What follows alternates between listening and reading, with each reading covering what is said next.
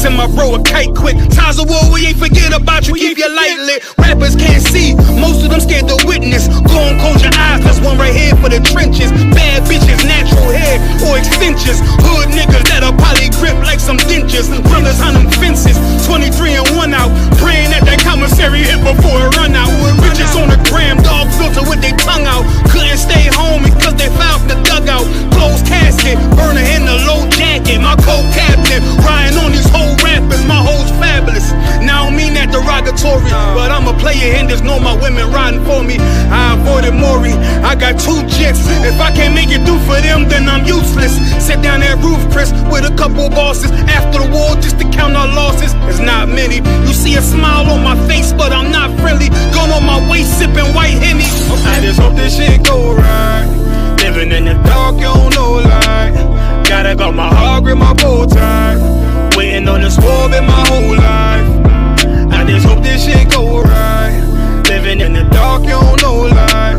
Gotta got my heart, grip my bow tie.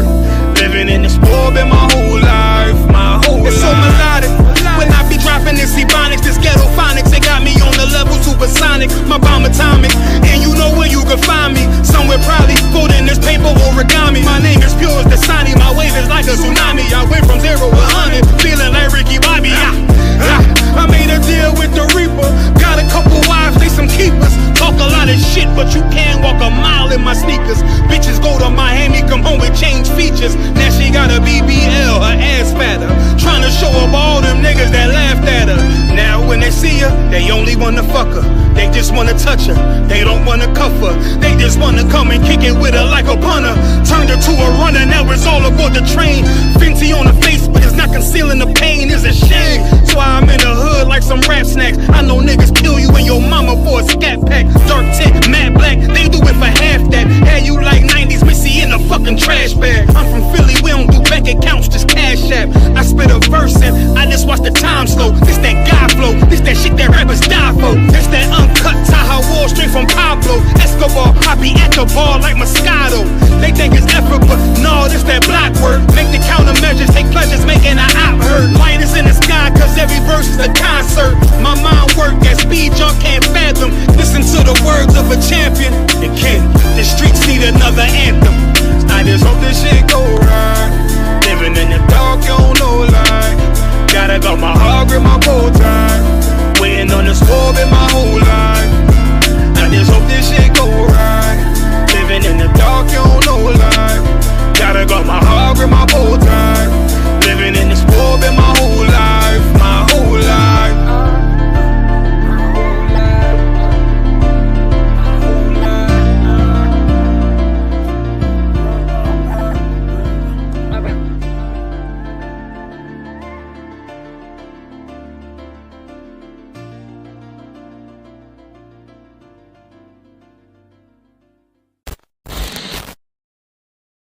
Hey, listen, brothers and sisters, man. If you like what you hear, hit the subscribe button, man. Subscribe to this channel. And also, please, go to isubk.com and pay your tithe. Drop me some cash so we can move around this planet like we need to, man, and do the things we need to do. They're one West. They're one West. They're one West. They're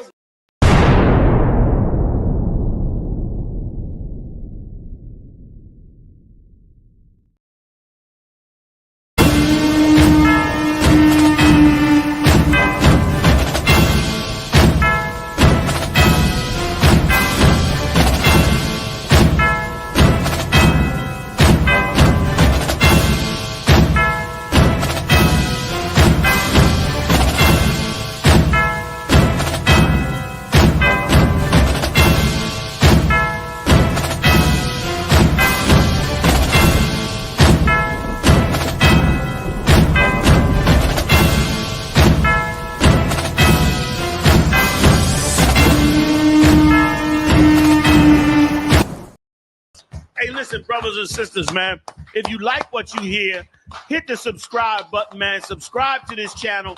And also, please, go to isubk.com and pay your tithe. Drop me some cash so we can move around this planet like we need to, man, and do the things we need to do. They're one West. They're one West. They're one West. They're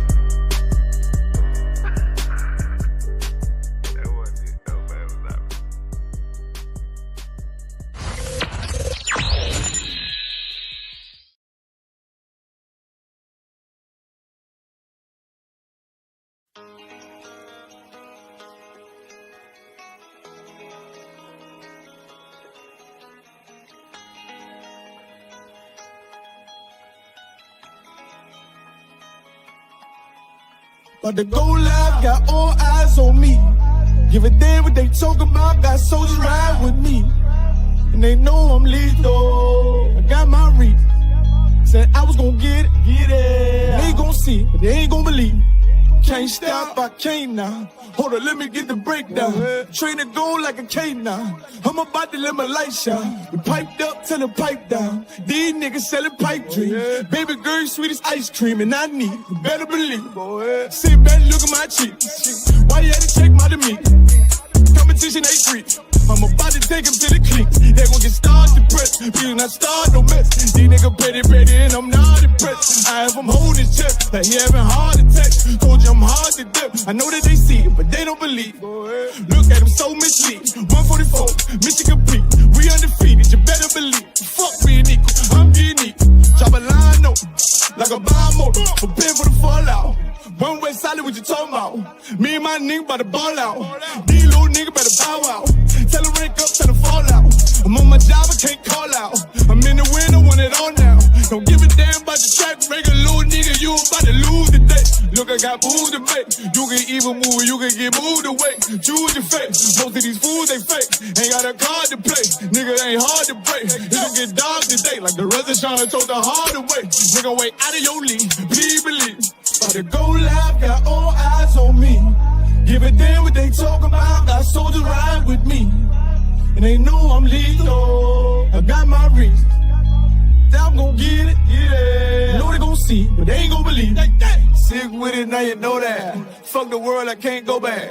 Ain't no coward, I don't know that. Bitch, I'd rather take a toe tag. Run it up, you know I'm good to go. Work my ball, you know I'm good as gold. They want smoke, got revenge naked in my bedroom doing the Tootsie Roll. Big dog niggas, I'm trying. It's my time. You way out of line, way out of bounds. Oh, you ain't noticed a line. That on my flow is a vibe. I know it's gon' be stressful. I know it's gon' be pressure. Gotta stay focused. It's a cool word, baby girl. I should be a soldier. You should be my loaded. It feel like something controlling me. Spirit take over me, holding me high. Believe me, it's over. Look over my shoulder and I see my soldiers and they ain't no play. Keep spitting the fake. He real, but I'm realer. Fucking leader, I don't feel him. Fucking God, I don't feel him. Cut his eye, I'm about to kill him. Wait, hold up, let me catch the rhythm. Okay, I got it, I'm ready. He cross that line, he gon' regret it. No high rock, I rock it steady. Hope he keep it going steady. You better believe me. Certified, one west solid, it ain't hard to tell. Can't let this hard as hell. These people racist, nigga, better watch yourself. I'm getting this smell. Chasing them blue faces like I'm Gargamel. And I work too hard to fail. Glock with me, gotta guard yourself. You know why I keep it, they try to come get me, I'm squeezing, you better believe. About to go live, got all eyes on me. Give a damn what they talk about, got soldiers ride with me. And they know I'm lethal, I got my reasons. I'm gon' get it, yeah. Know they gon' see, but they ain't gon' believe. Like that.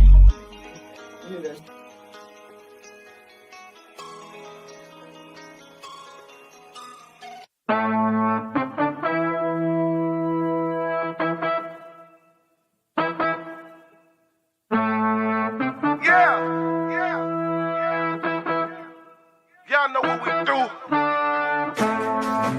Y'all know what we came to do. Huh? You young niggas ain't tough. You young niggas ain't tough. You young niggas ain't tough enough. I don't think y'all really wanna fuck with us. I told you we no bitches. I'ma need for you to listen while I paint this perfect picture. We not Christians, watch your mouth. Have them angels in your house. And them people bring you out. Bitch, you know we got that power. And you know we not no cowards. Oh, you on that bullshit? Well, I'm on it too. Oh, you think I'm bullshitting? Wait till I get with ya. If I gotta go to ground, I'ma shut the town down. I ain't about to stop until I hear stand down. All you gonna see is a lot of man down. You dealing with the men of war. We at war. I sided with the Lord, of course, on one accord. We ain't never stopping now. You running now. All my niggas go to ground. We go to ground. You dealing with the men of war. We at war. I sided with the Lord, of course, on one accord. We ain't never stopping now. You running now. All my niggas go to ground. We go to ground. As I live, if I live, let me make one thing clear. The Lord is the only man I fear. We are not the same. No, we not related. I'm not stuck on living. Death is a vacation. My camp undefeated. You cannot debate it. You just want the clout. We just want the greatest. I'm just trying to get it. If not, I'm trying to take it. Give me that. I say fuck the devil. You think I'm talking Satan? One West in my blood. I'm a UPK creation. We don't give a fuck. You can see it in our faces. Got it out the mud. Straight up out the basement. The world done made me crazy. The world done turned crazy. You dealing with the men of war. We at war. I sided with the Lord, of course, on one accord. We ain't never stopping now. You running now. All my niggas go to ground. We go to ground. You dealing with the men of war. We at war. They know about I that sided shit. with the Lord, of course, on one accord. We ain't never stopping now. You running now. All my niggas go to ground. 144, we go nigga. to ground. You see me riding with them people I be sliding with. We take the truth, ain't no denying it. It's this fire I spit, I got that lion's grip. I put that pressure on them, about to put extra on them. This how the Lord is doing you. Boy, I tried to warn you. We go to ground, I owe you time, yeah. You wanna blaze, we in them last days. They tried to keep my niggas locked up in them cages, yeah. I'm in pages, yeah, in them scriptures, yeah. I'm gon' flip it, yeah. I got that shit rockin', got that bulletproof hearted spirit, yeah. Retarded with this Glock, I'm gon' give it to you. You with them niggas that's gon' go to ground. Take over and you know your place. Make no mistakes, there ain't gon' be no trace. Ain't gon' be nothing left. Spit to my last breath. Boy, better watch yourself. I'm coming with lashes. Hey, leave them niggas in them ashes. I'm flowing like Cassius. They killing the masses. It's cool, cuz when I meet the king, we gon' be masters. Yeah.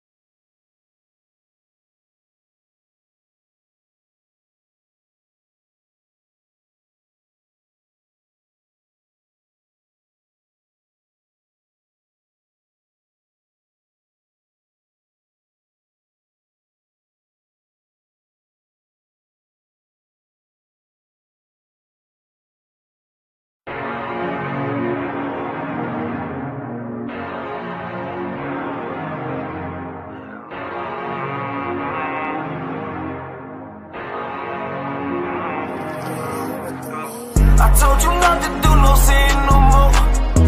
I guess they acting like they hear me.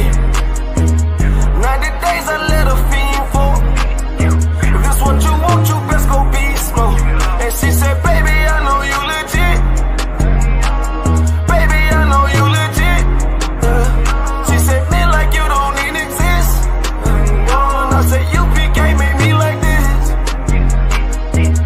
Bada bing, I popped the least suspect. I start all my crowns, ring and necklace. Do what the men above had taught me.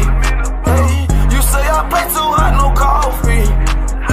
I had to change my life like this, yeah. I'm taking life for what it is, yeah. Quit acting blind, you need some lenses. Abiding by the damn scriptures, hey. I told you not to do no sin no more. I guess they acting like they hear me. 90 days I let a fiend for. If this what you want, you best go beast mode. And she said, baby, I know you legit. Baby, I know you legit. She said, man, like you don't even exist. And I said, you can't make me like this. I've been up, I've been up, I've been up, I've been up. I've been up, I've been up, I've been up, I've been up. Quit the fuss, show me love, show me love. I need love, don't wanna leave me, yeah. I'm mixing up my damn problems. I'm mixing out all of that violence. If you with me, we on that fly shit. To all these worldly bastards round us, I say, I told you not to do no sin no more. I guess they acting like they hear me.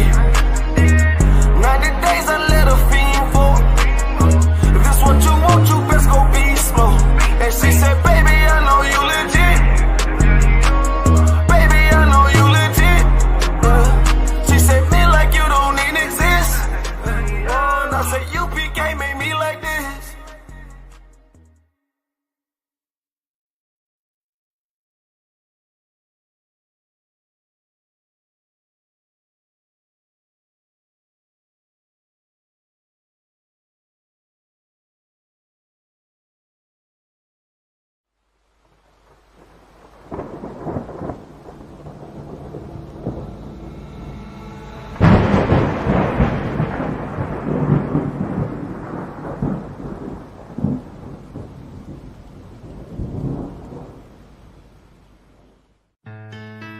west till they bury me.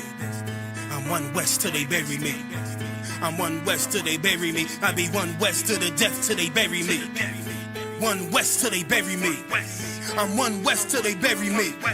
I'm one west till they bury me. I be one west to the death till they bury me. I be one west to the death till they bury me. They ain't scaring me. Rip the soul out of Pharisee. Speaking heresy, it get you fucked up apparently. It's like they daring me. I said chill, they ain't hearing me. They ain't listening. Every bar nitroglycerin. Hit your heart, bring it back to start, make you live again. Get them dividends or we start getting ignorant. I be on that soldier shit. I told you shit phenomenal. Nah, but he a domino. So what you suckers trying to do? Rhyming comical, guess it's funny until I'm bombing you. Bring apocalypse to them pussy niggas that's popping shit. Team of all-stars, I coach them up like I'm Popovich. Fuck the politics and the lobbyists and apologists. They vagina, so we gon' check them like gynecologists. It's kinda obvious how the situation is ominous. The way I vomit this and regurgitate for the audience. They start applauding this cause the competition is fraudulent. From the era where niggas smoke you up like a parliament. The flow been stupid, shit has gotten retarded since. All the dominance of one west rising to prominent. Cause I be one west to the death till they bury me.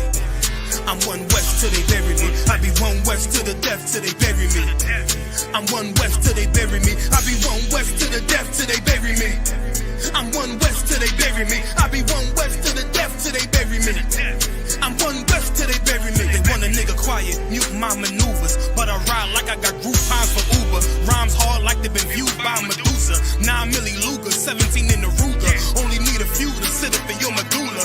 Obligata for the regatta, niggas wildin', they win every dollar. They riding by in black Impalas, let the semi holler. A showstopper, been this proper since a teeny bopper. But now I'm growing them off Patron, a premium of vodka. I put extensions on the Glock, modify the chopper. The swore heavy, war ready, and that's working mama. No marijuana, say I got the loudest silence on it. When I'm up on it, ain't no rapper do it like I do it. A lot of spitties and writers, but when the heat's on, none of them can get through the fire around with me. And I had a nigga spin like a tire, down the deep. And I'm still dope as a piper. Every bar burn hard like a spoon with a lighter. Fuel to igniter, I'm winning, coming through with the title because UP.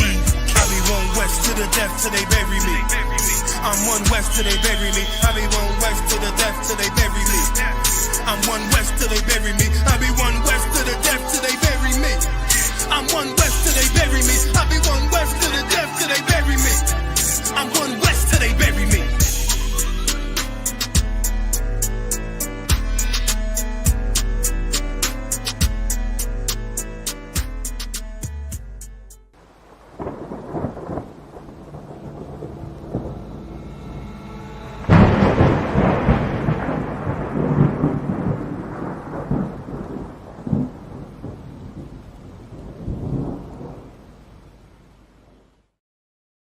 Hey, listen, brothers and sisters, man.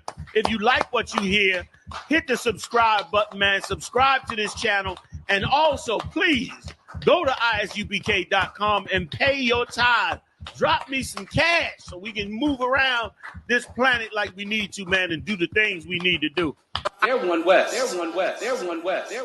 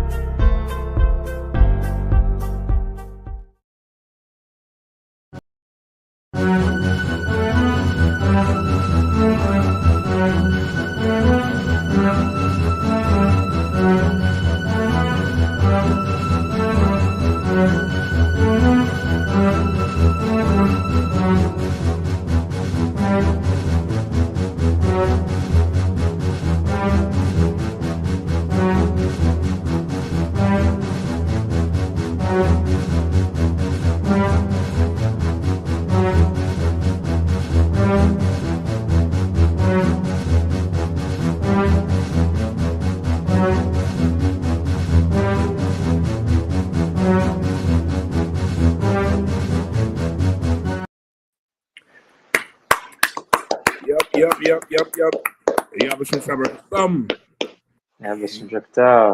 going on, Akim? How you feeling? Amazing. I'm good. You all sound like you're under pressure. What's going on? It's supposed to be the new year. It's a whole new day. You know what I mean? It's 2025, y'all. Surprise. You're acting like you're stuck in 2024. What's going on? Came in with a bang. Say again? 2025 came in with a bang. Yeah, man. Hey, listen, we back Saturday night usual with the usual suspects holding it down for Carnage and Yahanna, hardest working man in Israel. Give him my hand. Yeah, man. Full steam ahead into the Passover. We were 4 months or 3 months and change away. Full steam ahead into Passover. I hope you're all ready. I hope you're all out there in TV land ready. In the internet line, you're all ready. Everybody, locked in and tuned in, getting their, the transportation ready, the tickets ready, the whole accommodations ready. You know what I mean? If you need any assistance with it, call any one of your camp leaders. You're gonna get all the assistance you have with it. You know what I mean? You know what I mean? I want to get a big shout out also to Sister Natapaya out here in DC. Y'all give her a hand. Most people yesterday she lost her sister, another sister who was in the school, Sister Thamar. You know what I mean? The sister was she was battling cancer for a few years and definitely passed. Definitely want to shout out Natapaya, holding it down very strong, remain faithful in the truth, and her sister too, all the way to the end. Like it's very, very rare, you know what I mean, and they were young. You know what I mean? She was very young, very rare that, the youth coming to the truth and hold on to it the way they did. So I definitely want to shout them out and let you all know, like really out there, there's nothing in the world for you anymore. There's nothing in the world for you anymore. There's nothing left out there. You could come in here and really live and even no matter what it is that's going on, your life in here is going to be better than the best day out there. Your worst day in here is better than the best day out there. So what I mean, just give your sister a shout out, and anybody else who dealing with something, going through something, y'all keep your head up, man. All this is part of the battle, part of the course. Awesome. You know what I mean? We all gonna lose loved ones going forward. You know what I mean? And really, this makes the whole battle, even that much more worth it.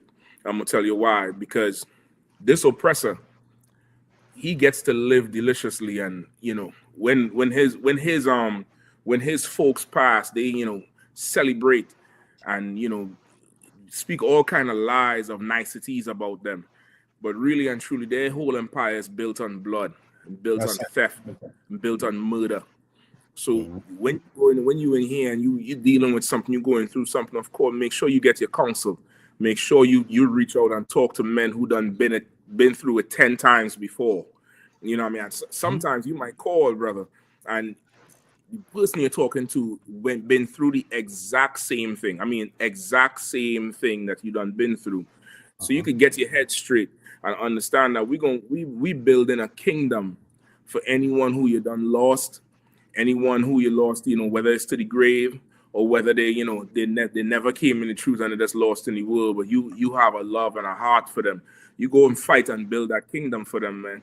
You build that kingdom on their honor and on their memory so that they could be reincarnated in. And now we could be in rulership. And this oppressor gets to perish when nobody cares. That's right. They're talking about that damn U.S. president. What's it? Ben? What's his name? Not Ben. Carter. Jimmy Carter, sir. Jimmy Carter. Yeah. Jimmy Carter. And, they're talking all this nice thing about him now. But according to the critics, he was one of the most, damn near like one of the legs that broke on a table for when it comes to America. You know what I mean? He was not, what they say he was. They have the humanitarian thing, which damn near that's like the criminal cop out. Yeah. You know what I mean? Like T.I. get caught with them guns, he go and he do the call for help, the snitch line. He do community service. Don't forget Diddy. They gave him the keys to New York. Right. You get the point? Understand? So that's damn near like that. So you can't look at that. Like this empire is built on blood and theft and crime and murder and immorality, man. You know what I mean? We have to die at the bottom of this empire where nobody cares. That's right. So you know, it's like you take. I ain't saying take it on the chin. Like don't sweat it. It's going to be painful. It's going to disrupt you. It's going to try to distract you and take you off your focus. But you make sure and you understand that if you decide to falter on some kind of struggle, brother, it's whoever is lost is now it's all in vain because you didn't continue. That's right. You know what I mean? So everybody out there, whatever you're dealing with, I don't know, and God only knows. And I could just imagine with all the norovirus, coronavirus, the RSV virus, everything. You know, the computer virus. It's you know what I mean. The virus is going viral. You know what I mean? With everything going on out there, you know what I mean? Make sure and keep your hand to that plow, man. Keep your hand to that plow. If you have to take a knee with your hand on the plow. But don't get simple out here, man. Like people's lives is really affected by what we do. You know what I mean? And how we build it. So, you know what I mean? Definitely, if I could request that first story, just on that, that sister was real right. And you all know DC. DC is like, the wall, the black wall in the Game of Thrones. This is a place. There's a place. The grass don't grow with the stones. The stones grow. The stones grow up in here. And it's very rare. It's very rare when sisters come in and stick.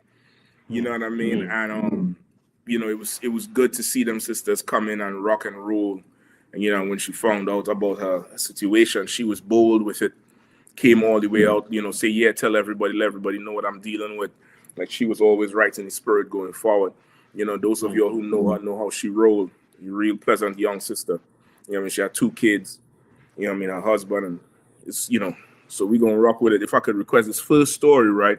I think I sent it to you all in the chat. Con. You pull it up? Yeah, please. Hold on. Let me see if I can get the link again.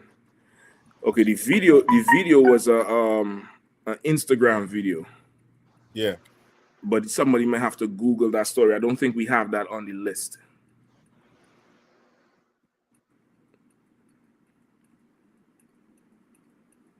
So you don't want the video?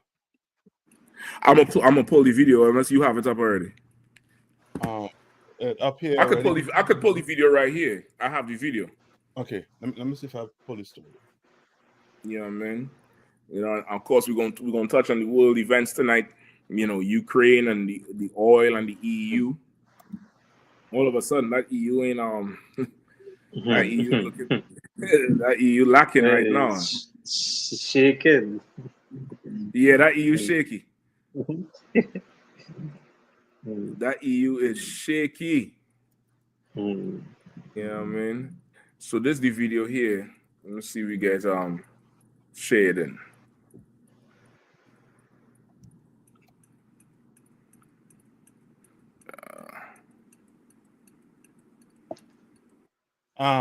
CNN, all good? Yeah, CNN is more than to Okay. I had a story for him to read it. Yeah, we could go with it. I don't know why. I got it right. You got it? Can you hear me? Yeah. Go ahead, Priest. Yeah, so I got it right here too. Okay. All right. Are you all able to hear the story? No. Oh boy. Okay, let me see if I could pull it up somewhere. Go ahead and start a read out. Patients give horror stories as cancer doctor gets 45 years. A Detroit area doctor who authorities say gave cancer treatment drugs to patients who did not need them, including some who didn't actually have cancer, was sentenced Friday to 45 years in prison. Dr. Fareed Fatah, 50, pleaded guilty in September to giving cancer treatments to misdiagnosed patients, telling some they had a terminal blood cancer called multiple myeloma. He pleaded guilty to 13 counts of Medicare fraud 1 count of conspiracy to pay or receive kickbacks, and 2 counts of money laundering. Federal prosecutors called him the most egregious fraudster in the history of this country. To Right. Fatah, Go ahead. To Fatah, they said patients were not people, they were profit centers. Fatah forfeited $17.6 million that he collected from Medicare and private insurance companies. Some 553 patients received medically unnecessary infusions or injections, prosecutors said. Right. No. This story, if for those who familiar, this story is a bit older. The story is about almost 9 or 10 years old, but it's always a predator like this in our midst, and this is a heathen. I believe he's some kind of Iraqi or Arab or some kind of Turkish or something like that, and he decided that he was going to just commit fraud to get funding from the government to the tune of 17.5 million, and he was just diagnosing people with cancer who didn't even have it. He was just doing it, and now when people like in our community who want to get treatment for it, there ain't enough, the federal funding or the waiting list is this. These fools over here is blocking up the system, clogging up the process line so that they could embezzle $17.5 million. Like, brother, if you're not praying for this kingdom to come to an end, I don't know what else needs to happen. Yeah. You know what I mean? I got the tape here too if anybody want to take a look at it. Yeah. Yeah, I Right. put some story too in a way. You know how I'm Go ahead. back issues. Go ahead. So, my doctor, he sent me to this Middle Eastern doctor too. So the doctor was like, yo, he analyzed me. He's like, if we don't operate on you soon, you're gonna lose the function of your left leg. This, that, the other. I was like, what? He said, yeah. He said, it costs such and such. You know what I mean? All you gotta come up with is half, you know what I mean, and we'll see what we could do after. Mm-hmm. I called my doctor back the evening. As a black doctor, I called. Right. He's like, why would he tell you that? He's like, you know what I mean, stuff like that, your body, if you give it time, it will heal on its own. Right. You know what I'm saying? So he was like, yeah, I mean, why would he even tell you that? He said, don't worry about that. That ain't gonna happen. Don't even worry about that. Wow. I was like, man. No, this is a disclaimer. We ain't telling you don't go to the doctor. You better go to the doctor. But if you had to seek a second opinion, It's always good. It's always good. Go seek a second opinion and get counsel. Yeah. You know what I mean? Seek the second opinion and get counsel. Like there's no secret that okay, America is a business. Everything is, for business. There's not a doctor right now in practice that doing it because they just want to help people. That's just not it. This thing is, it's just like going into being a mechanic or a plumber or whatever. It's to make money. You want to make money, it's very money driven. So you're going to have to be, aware of what's going on because like they, for instance, something like, something like even with, it happens so much with those elderly people who may have diabetes or something. They're quick to cut their limbs off because those surgeries pay more. You know what I mean? Those surgeries pay more. Even with sisters who giving birth, there's some sisters who have to get the C-section, and there's others who they will just say just go ahead and do it because those things pay more. The aftercare for that is just more. It gives them more. So you had to be very careful. Even there was a case in Florida a few years ago, I think it's Florida or Georgia, where this dentist was just extracting teeth from every child that walked in. Yeah, I remember every single one, saying it was wisdom teeth, this tooth, that tooth. Come to find out nothing wrong with the kids' teeth. And he just ripping it out because of the Medicaid. And he committing Medicaid fraud and doing it all. Just doing it, racking it up, wrecking people's mouth. you know, all this type of thing. So, but really, how does it affects us? Because now all them resources done gone, they get tighter and start to scrutinize things, scrutinize the application, scrutinize everything, and they now turn and say we the ones who draining, you know, a drain on the economy. We are drag on the economy, welfare this, welfare that. Meanwhile, you are one Arab embezzling $17.5 million because y'all trust his word so goddamn much. That's right. But if we go for help, nothing wrong with you. You don't need no painkillers. You don't need this. You don't need that. You're a strong lad. You're a strong black woman. You don't need no help. But meanwhile, he just prescribing stuff. You got to see the story.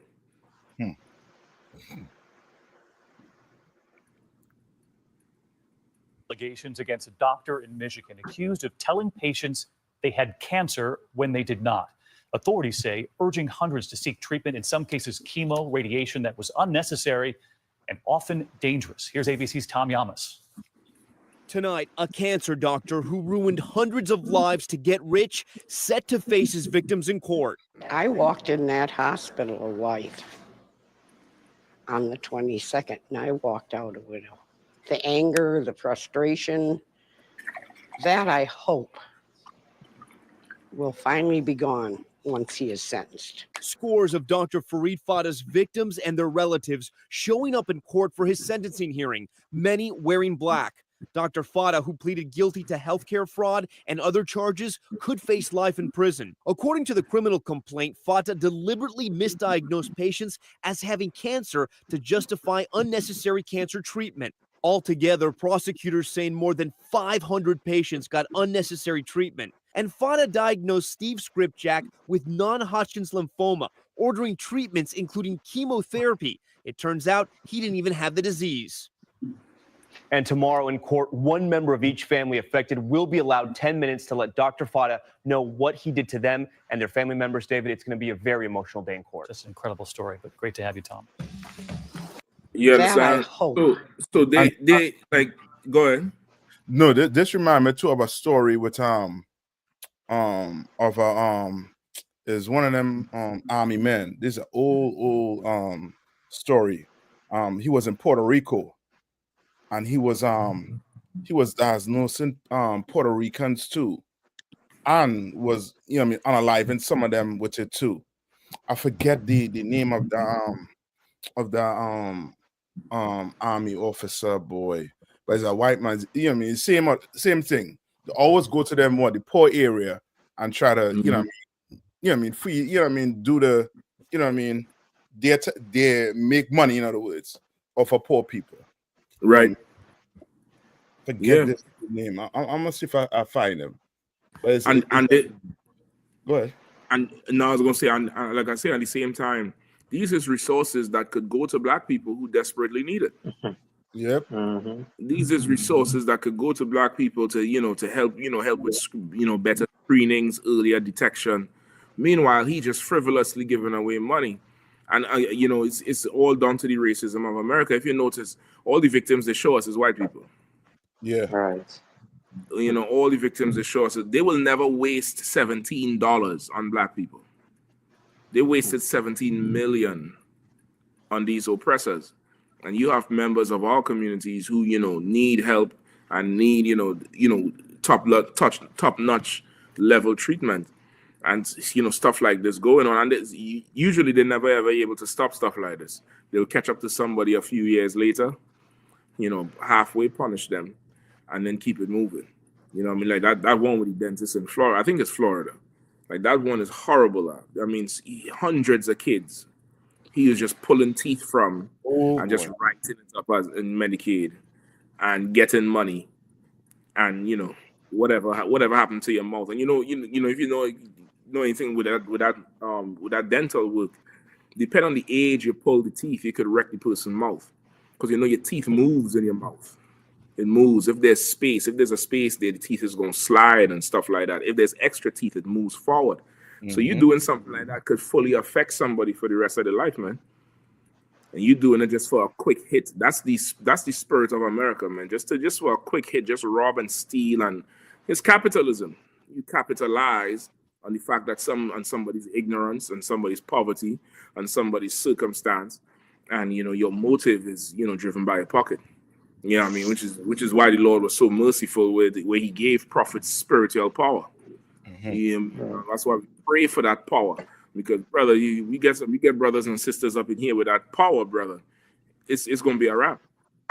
It's gonna be a wrapper. You know what I mean? That's good. Oh, go ahead. No, it's like Cap. Yeah, go ahead. Are you able to pay democracy now? I'm not sure. Okay, I'll just tell you. The doctor name is Dr. Cornelius Rhodes, Rhoads, and he wrote a letter, right? I forget who the letter was addressed to, but in the letter he was saying he killed at least 8 people in Puerto Rico by infecting them with cancer cells. You understand? And this was back in the 80s or something. Rhoads. Yeah, Cornelius. Understand? Yeah, I remember hearing a story like this recently, but this is like these from 5 years ago, where this person gave me a rundown of what he did. Yeah, that's wild. I'm trying to get a picture. The pictures again ain't too good of him, but I see what he's saying. It's like an ex-military dude. Yeah, I'll send you it. My brother did something on Instagram on it, and the city somehow the letter, they lost the letter. You know what I mean? Of course, they ain't going to admit it. No, and that's it. Yeah, that's him. That's him right there. Yeah, they ain't going to admit. They ain't going to say what it is really going on. Yeah, and he was able to come back to America like nothing happened, basically. Yeah, that's the oppressor for you. Yeah, that is the oppressor for you. If I may, sir. It's like Capital Capash was next. I like it, sir. You go ahead, and then I'll come in right after you, brother. I sent it I see it. Instagram. I see it. Go ahead. Whoever's up. Kawaka, I just wanted to say, sir, this is like, okay, Hollywood makes movies, horror movies about things like this. Yeah. And what our people don't understand is this is what our oppressor has been to us is what horror movies are made of. Yeah. It's unfathomable the things and the evil that they have devised to do and that they have gotten away with. And that's why it is extra evil for you to turn around and think that you have the rank or authority to now forgive white people. It's too much that has been done. That's right. It's too much that's continuing to be done that we have yet to find out. Like it's just too much. These people know no boundary, no limit to their greed, to their bloodlust. And this, I see why the Lord says, man, so these people never rise and feel the faces of the earth again. Yeah. Because these are people that sometimes they just re-astound me to their level of evil, just to sit and hear the things that they would do and to come up with. It's like at what point will we wake up and realize there is no humanity, no compassion, no mercy. There's nothing civilized about these people. And the faster we learn that, the faster we can do what the Lord told us to do, and to separate ourselves and to gather ourselves together with our own people. Salakia. Yep. You right, you absolutely right. You know what I mean? Yeah, Khan, man. Wow, man. This is just wow. Because I've heard stories from people in the black community of hospitals and doctors who did things like this, where a person a relative of somebody went to the hospital for a routine checkup or for something small. Next thing you know, they got cancer, or they on their deathbed, and it's like, dang, they was fine when they went in.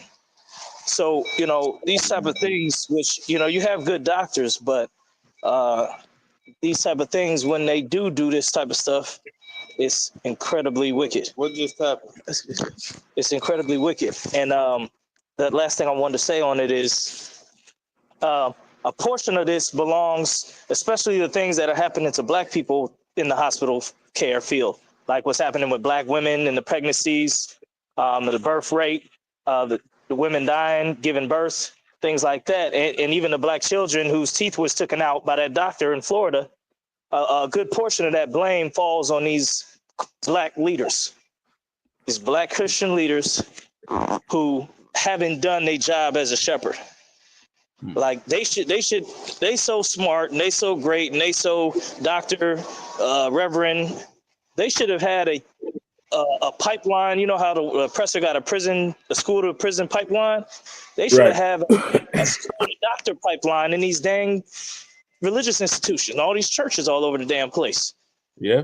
All these churches all over the damn place with all this so-called money and clout, but how many doctors is being produced? It's less than a fraction of a fraction. How many black doctors are actually being produced by these so-called big head Negroes, man? Mm-hmm. But they swear they're making big difference and making big change, when a real leader would see what our people is lacking and teach our people to get that. That's what a shepherd do, man. They guide the flock. Mm-hmm. And where's the big push for Black doctors from these big head Negroes and politicians and blackity blacks? They never did a big push for that. They never had a big campaign. If you think about it, where's the big campaign to get black doctors all over the country? T.D. Jakes, Al Sharpton, Jesse Jackson, Creflo Dollar. Now he did a big push to get that jet. When he wanted that jet, everybody know about that around the world. Right. When they wanted to get a bigger Potter's house, everybody knew about that campaign. Right. Mm-hmm. Well, where's the campaign for our people to be able to have these doctors that we need? So these Christians and these religions and these Black politicians really slept at the job and screwed us over, man, to where we gotta go to these other nations that look at us as paychecks as opposed to patients. That's right. So it's just crazy. It's just crazy that all this is happening. And Black leaders, besides the ISUBK under Commander Yahanna, they ain't even saying nothing about nothing like this. No. They ain't warning the people like how we're doing. Like, man, without the ISUBK, we'd be all in the dark. We'd be all in the dark, man, sleeping like a sleeping person about to get murdered, like a sheep. So thanks to the ISUBK, they're bringing this out. The water. That's all. Yep. Definitely rock with that.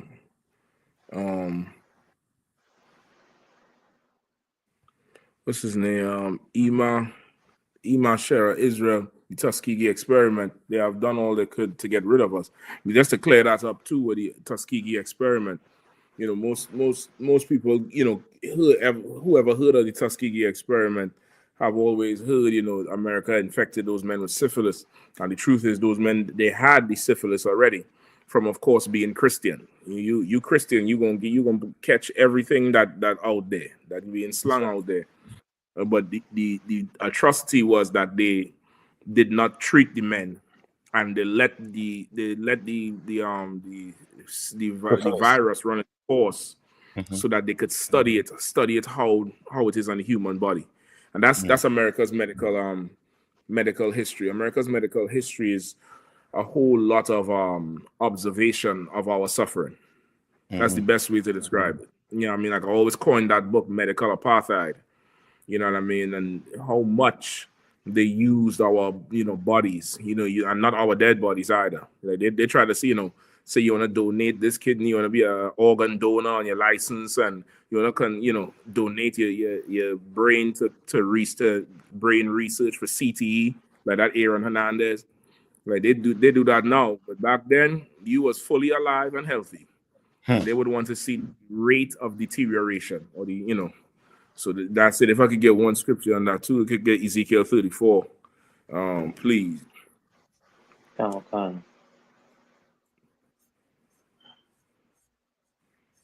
34 and Give me first 5. Really 1 through 5, but just for time's sake, I'll take 5 for now. Count, sir. Please. The book of Ezekiel, chapter 34 and verse 5. And they were scattered because there was Salakia. And they were scattered because there is no shepherd. Right. That's why we scattered everywhere in all these religions, amongst all these races, all these nations, because there's no shepherd. That's why we scattered as a people. We scattered spiritually. We scattered, with our finances. We scattered in, education wise. We scattered military wise. Like, you look at the oppressors military, whether it's, America, England, France, Spain, you have an Israelite up in there. He commanding a whole unit and have respect of the higher ups, and probably have a few missions under his belt that really was dependent on him. You know what I mean? And we all scattered all over the place for them. Like we have everything we need, but because our leaders, they're not doing the job, we ain't got no shepherd. We scatter. The sheep get scattered. Go ahead. Count. And they become meat to all the beasts of the field. And that's what's going on with us. Like go ahead. When they were scattered, right? And no sweat, you good. And then we become meat to all the beasts of the field. Who are the beasts of the field? The other nations. The other nations are the beasts of the field. The Lord calls us sheep. He calls the so-called white man the oppressor, the rough goat. You get the point? Like the other nations are animals. You can say again, huh? Salakia, my bad. I just said perfect precept. Salakia. Perfect. Most High in Christ, please. Most High in Christ. Like they are the beast of the field, and they feed on us. Like that doctor, that fatter doctor, the other one down there in Florida, and so many others, and it's everywhere we are. You know what I mean? Everywhere we are. I was talking to a sister from the islands, and she was explaining to me like when she was she's a little bit older now, but in her youth. She said, the East Indian doctors, they brought in a lot of them surgeons. And she remembered that they just started telling her that she needed the C-section. She needed the C-section. And she knows that her parents had, 9 and 10 births the natural way. And it's because they was pushing, that whole thing on us, but it's always the heathen. It's always the heathen because they look at us like, just like a number.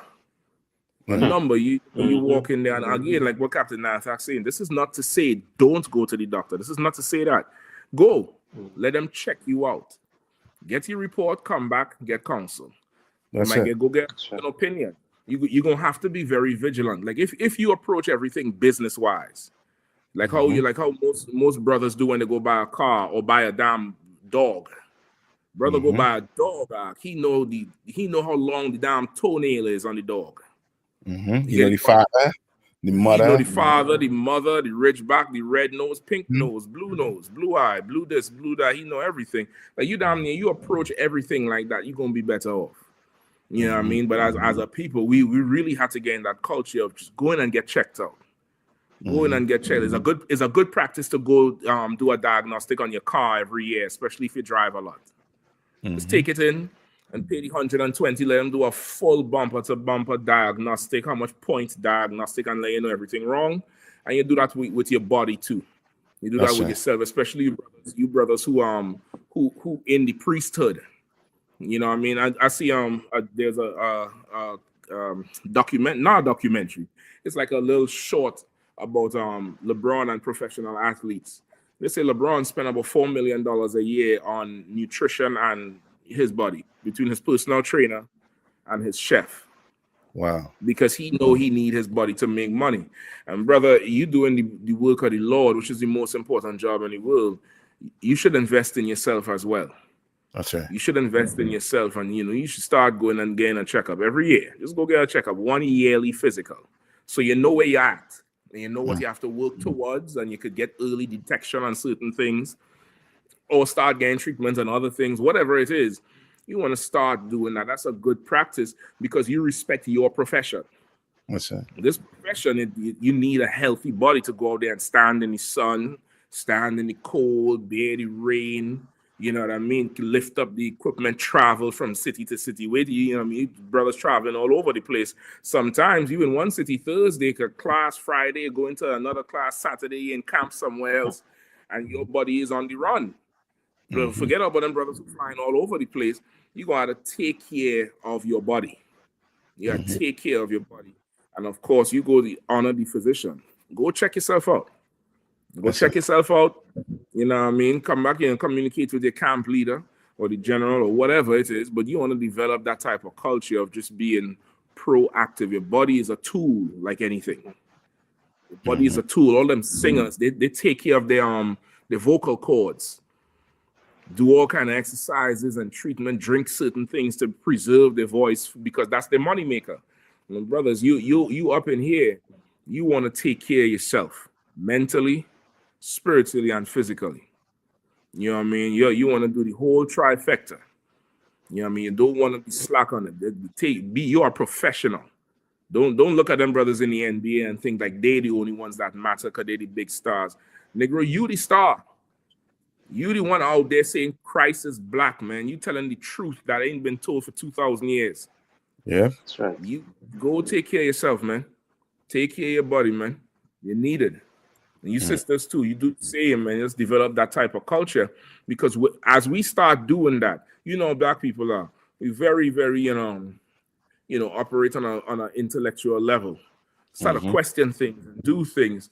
We're gonna start to get those black doctors that everybody want to talk about. Yeah. We're gonna start to get those black doctors. You'll see there's a whole wave. They say is an unprecedented amount of black people doing that homeschooling now from the COVID. Yeah. You think we can't do the same thing with medicine? We can't do the same thing with law. We can't do the same thing with being a mechanic. We could do the same thing, but you're gonna have to have that interest in yourself first to start it off. You know what I mean? I ain't gonna take too long. I know we have some good stories here to go through. So where y'all want to go next? Unless anybody else wanted to jump in and say anything. We good? Gone. Where y'all want to go next? EU? Yeah, we could touch on Hit that. a few of them spots now. Which one y'all want? You want EU with Russia? Yeah, we could deal with that. What number that one is? Hold on, let me see if I pull it. Right, they say the Ukraine had a agreement with Russia. I think it was 25 years or something,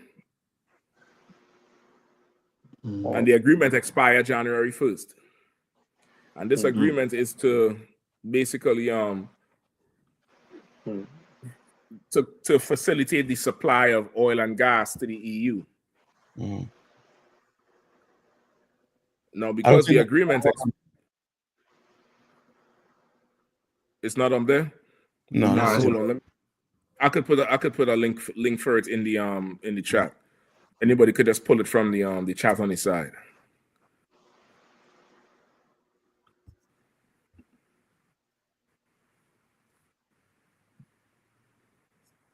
Anybody see it? Nah, sir. Yeah, it's in the chat. I get it. No sweat. I started. Go ahead. Is Europe ready for year-end cutoff of Russian gas via Ukraine? On the first day of 2025, Ukraine's contract with Russian state-owned Gazprom will expire, shutting down a major Russian natural gas pathway to Europe. Although the Kremlin says it is ready to continue the transit deal, urging Europeans to persuade Ukraine to extend the contract. Kiev has said it won't budge.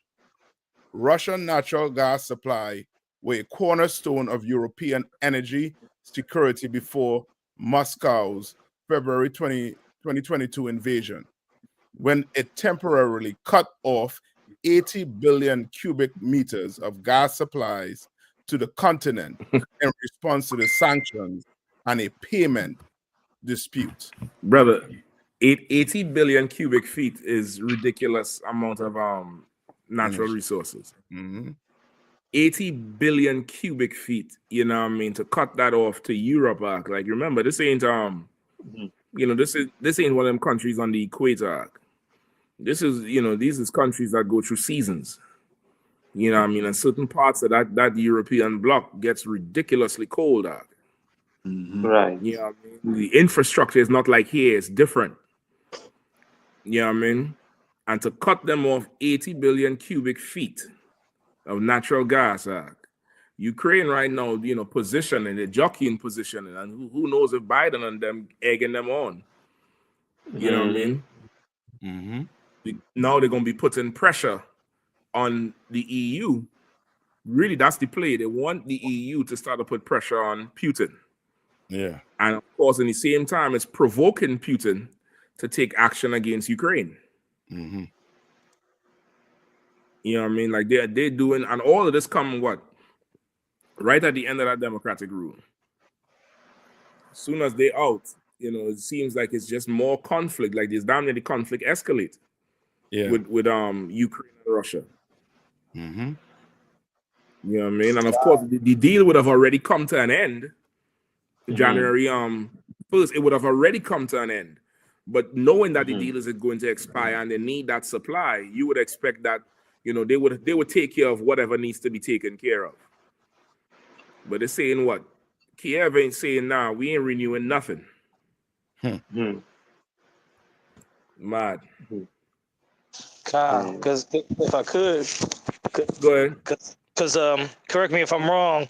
Because I've seen that. Okay, that's part of the reason why Ukraine is so important is because I believe some of the pipe or one of the main pipes go through Ukraine to get to the rest of Europe. Yep. So I think that's why Ukraine was so important. You know, like if you think about it, like, hey, who give a damn about Ukraine? What about, you know, you got a whole bunch of countries over there nobody give a damn about. So what's with this? Why stand ground in Ukraine? Well, Ukraine is like the corridor where the energy is coming through. Right. And so, like, it's a big deal. Like, I know Germany was damn near going into debt, and they was having to turn off their lights early, and they couldn't have street signs on their businesses after a certain time. Like, they were doing all type of things before, I believe, America did some moves to alleviate the stress of Germany. So, like, you know, depending on where this goes, you know, so it's more than likely they're going to try to make a deal. But we'll see.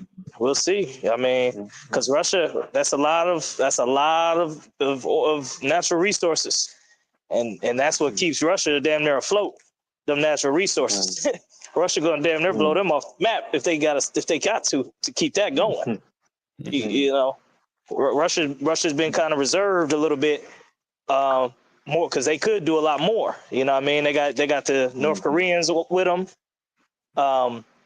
You know, so, you know, they could do a little more, but I know they don't want to, you know, escalate it too much to where, you know, it becomes an entire world war in Ukraine.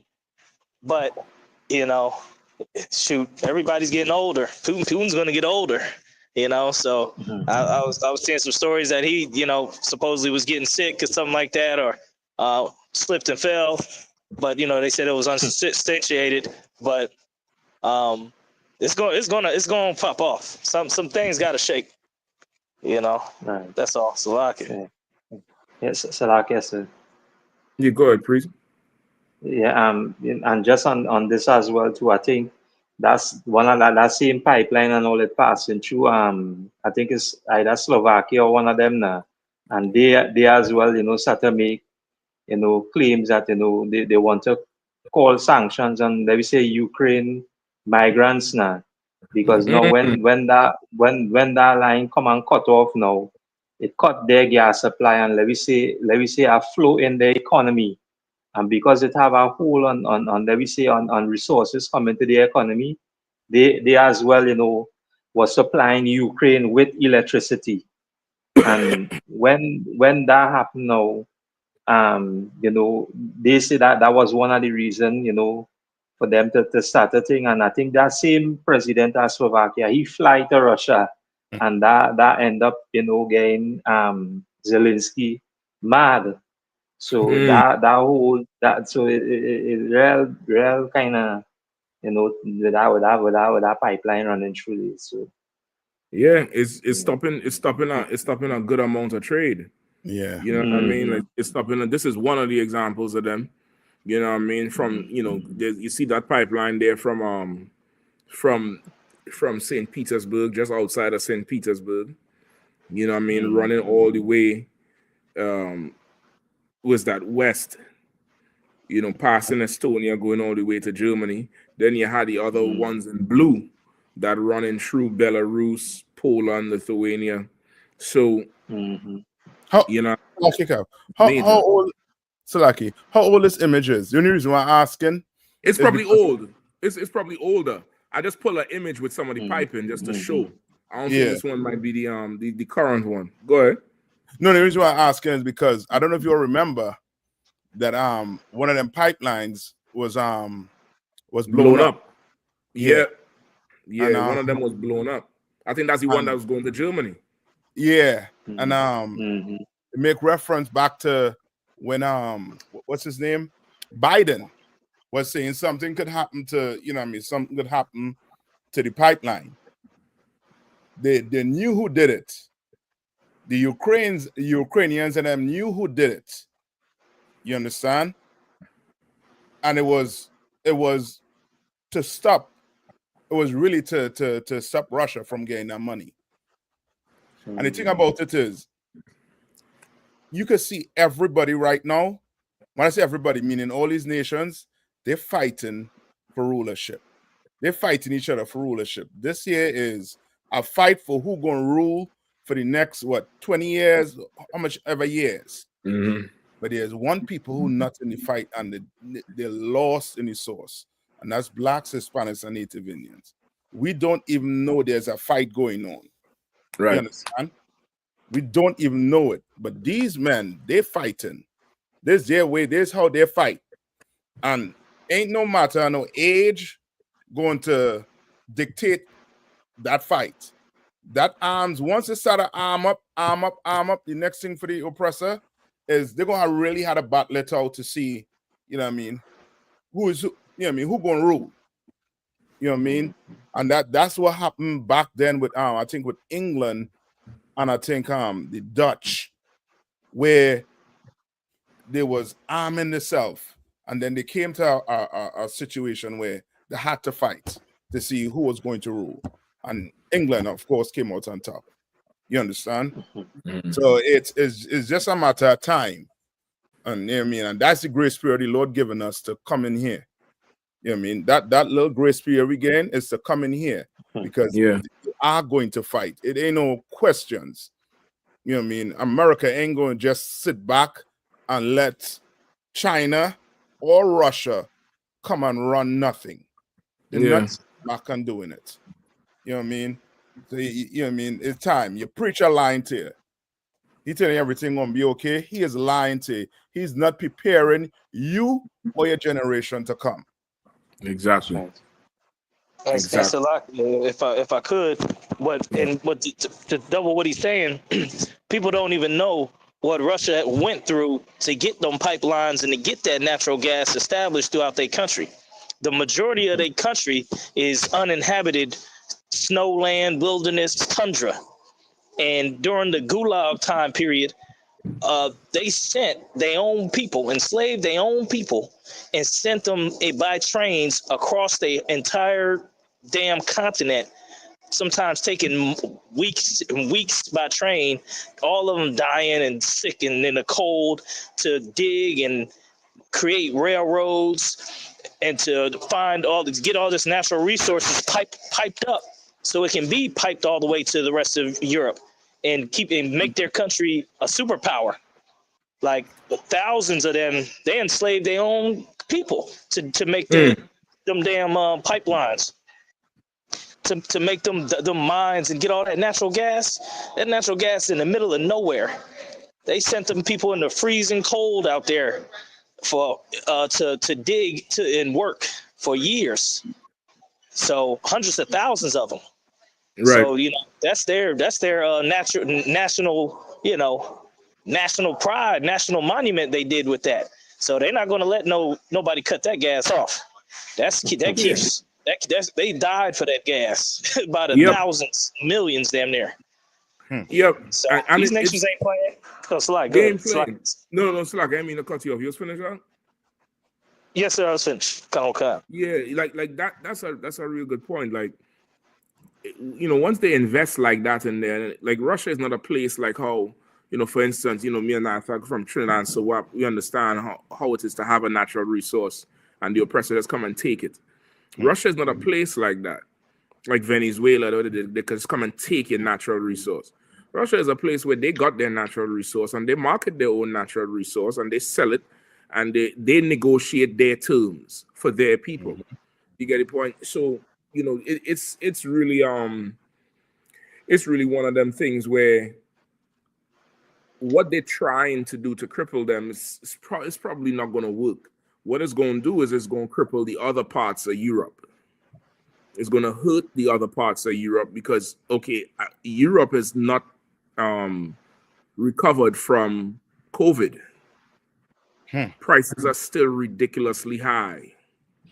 You know what I mean? That whole EU situation is very, very fragile. If you're part of the EU, you might have a little safety net because it's like a shared economy. But if you're not in that EU, brother, dog eat your damn food, dog eat your supper. Like it's rough. You know what I mean? You brothers and the sisters in the UK, they will tell you, the utilities triple after that thing with Ukraine and Russia. It was bad after COVID because of everything being cut off. It was rough after Brexit. Remember, they went from Brexit to COVID to Russia. And all these is hits on your economy. Which is why they let them Arabs in so much and get them so much power because they're trying to get that money. But when you look at this network that goes through Ukraine, like that's a very complex network that goes through all over, passing through Kiev, all this, the central, south, west, and east. You know what I mean? Like for them now to not renew this arc, they're trying to really, give themselves power. Because now the other European nations going to be looking to them, going to be negotiating with them. What do we need to do for you to turn the pipe back on?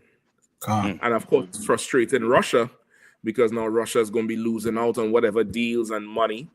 You get the point? They're trying to make themselves, super important. So who knows if they're going to get Putin now to retaliate, or who knows? You know what I mean? They're really trying hard at this point. Yeah. Go ahead, Captain, jumping in. I know something. I was going to say something. I know Connie was jumping in. Oh no! I was just agreeing with you saying that you just see like the lifeline of a lot of these countries that come through Ukraine, and at some point, I mean, you never know. You gotta understand it's coming from Russia, but it's going through Ukraine, and they can illegally tax this gas and oil.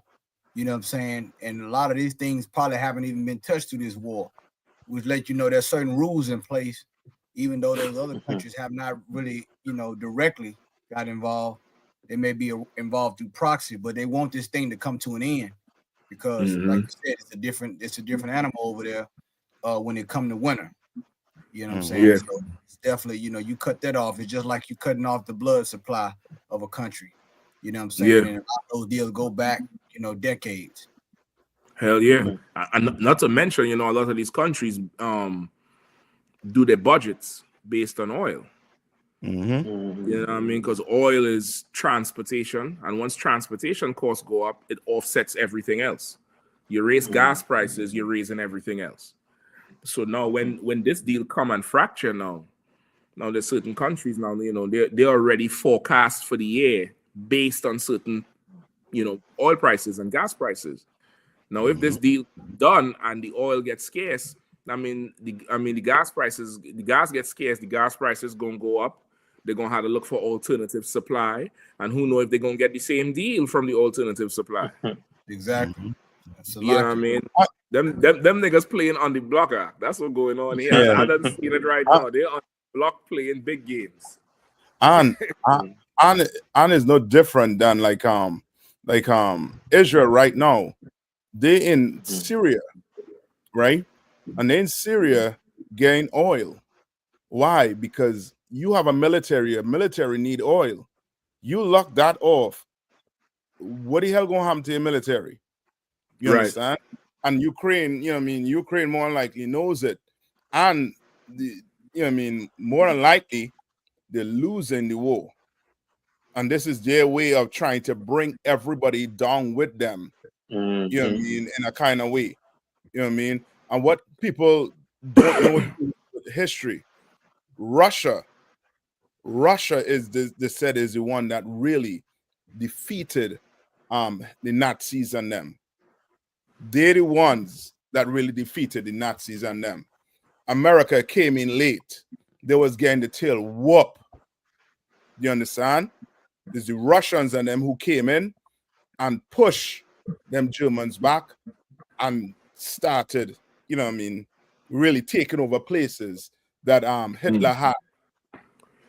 They didn't want to win the war, but when you hear America tell the story, when America talk about D-Day and these, you never hear about them talking about them getting the tail whoop in Belgium or getting the tail whoop in these other countries.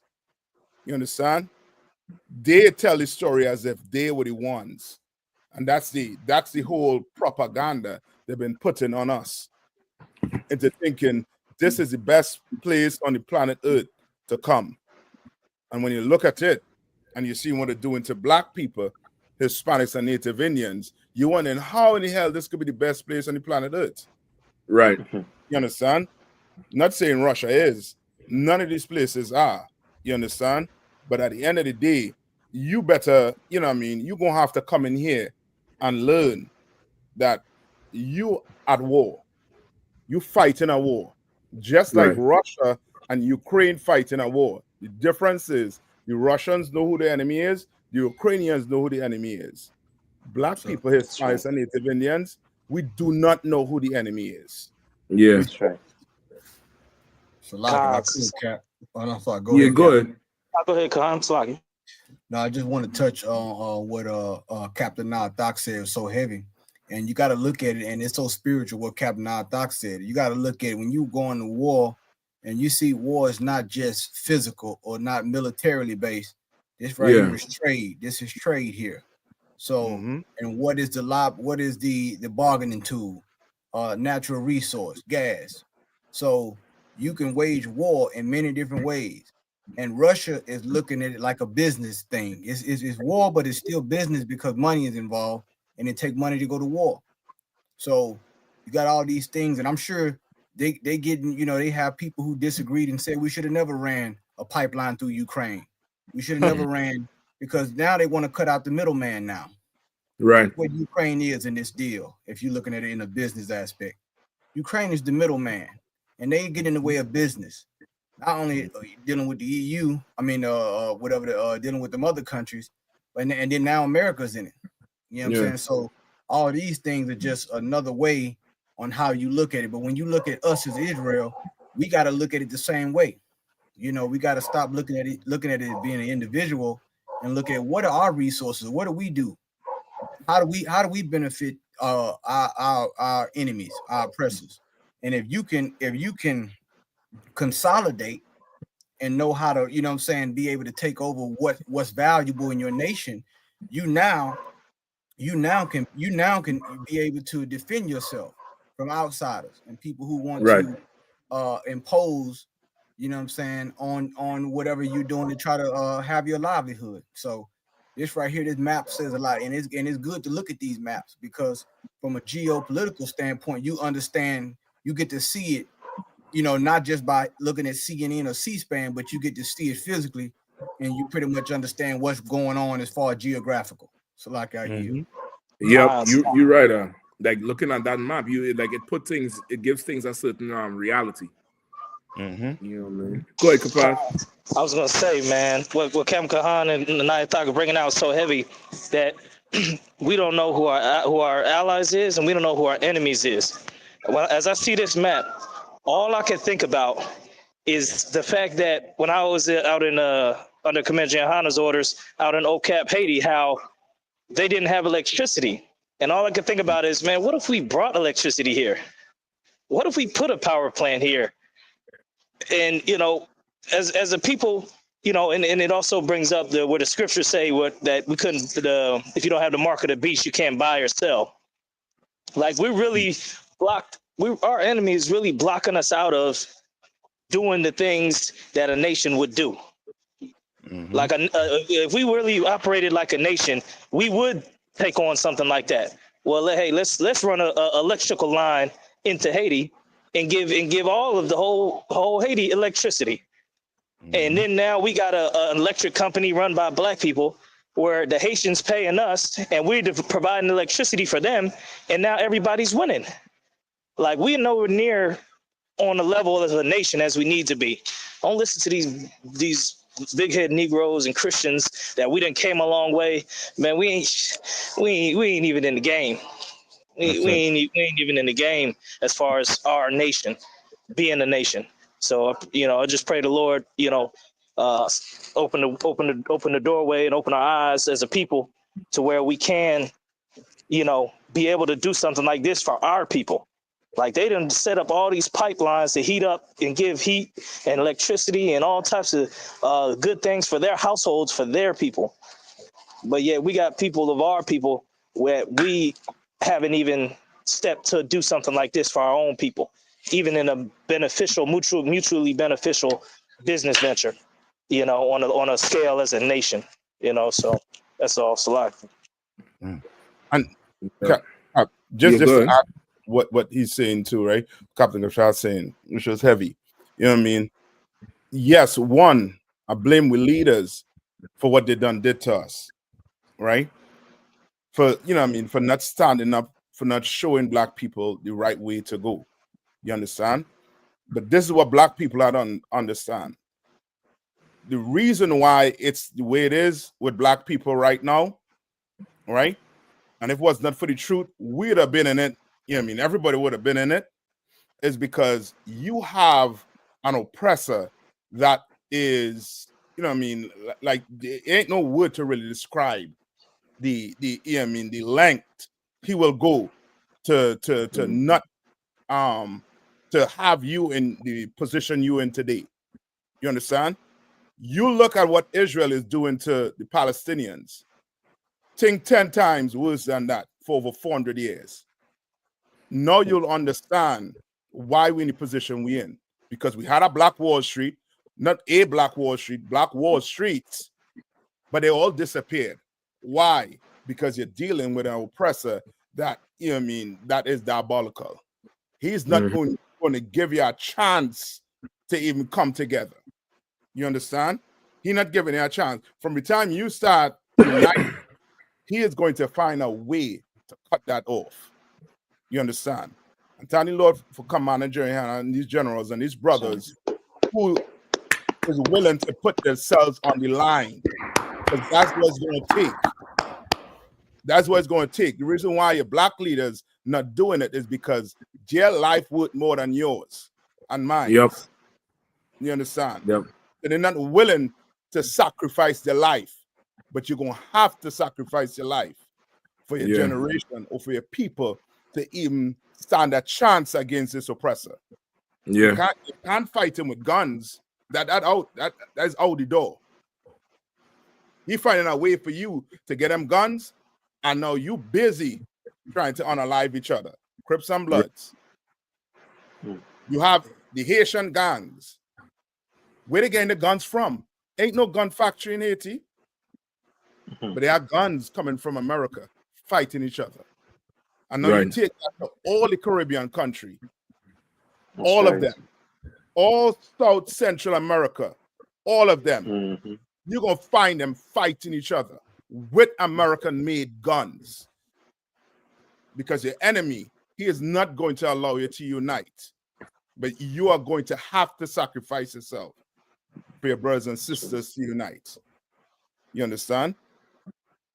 Yep. Like that's a grown man conversation then now. Like I think a lot of people, you know, when they turn on the YouTube, they turn on the rap video with that one there. This nigga talking about sacrificing and revolution and shit. Turn on that new little yachi right there. I think you done. Yeah, I mean, you done send every Benjamin to watch the Cartel concert. It's and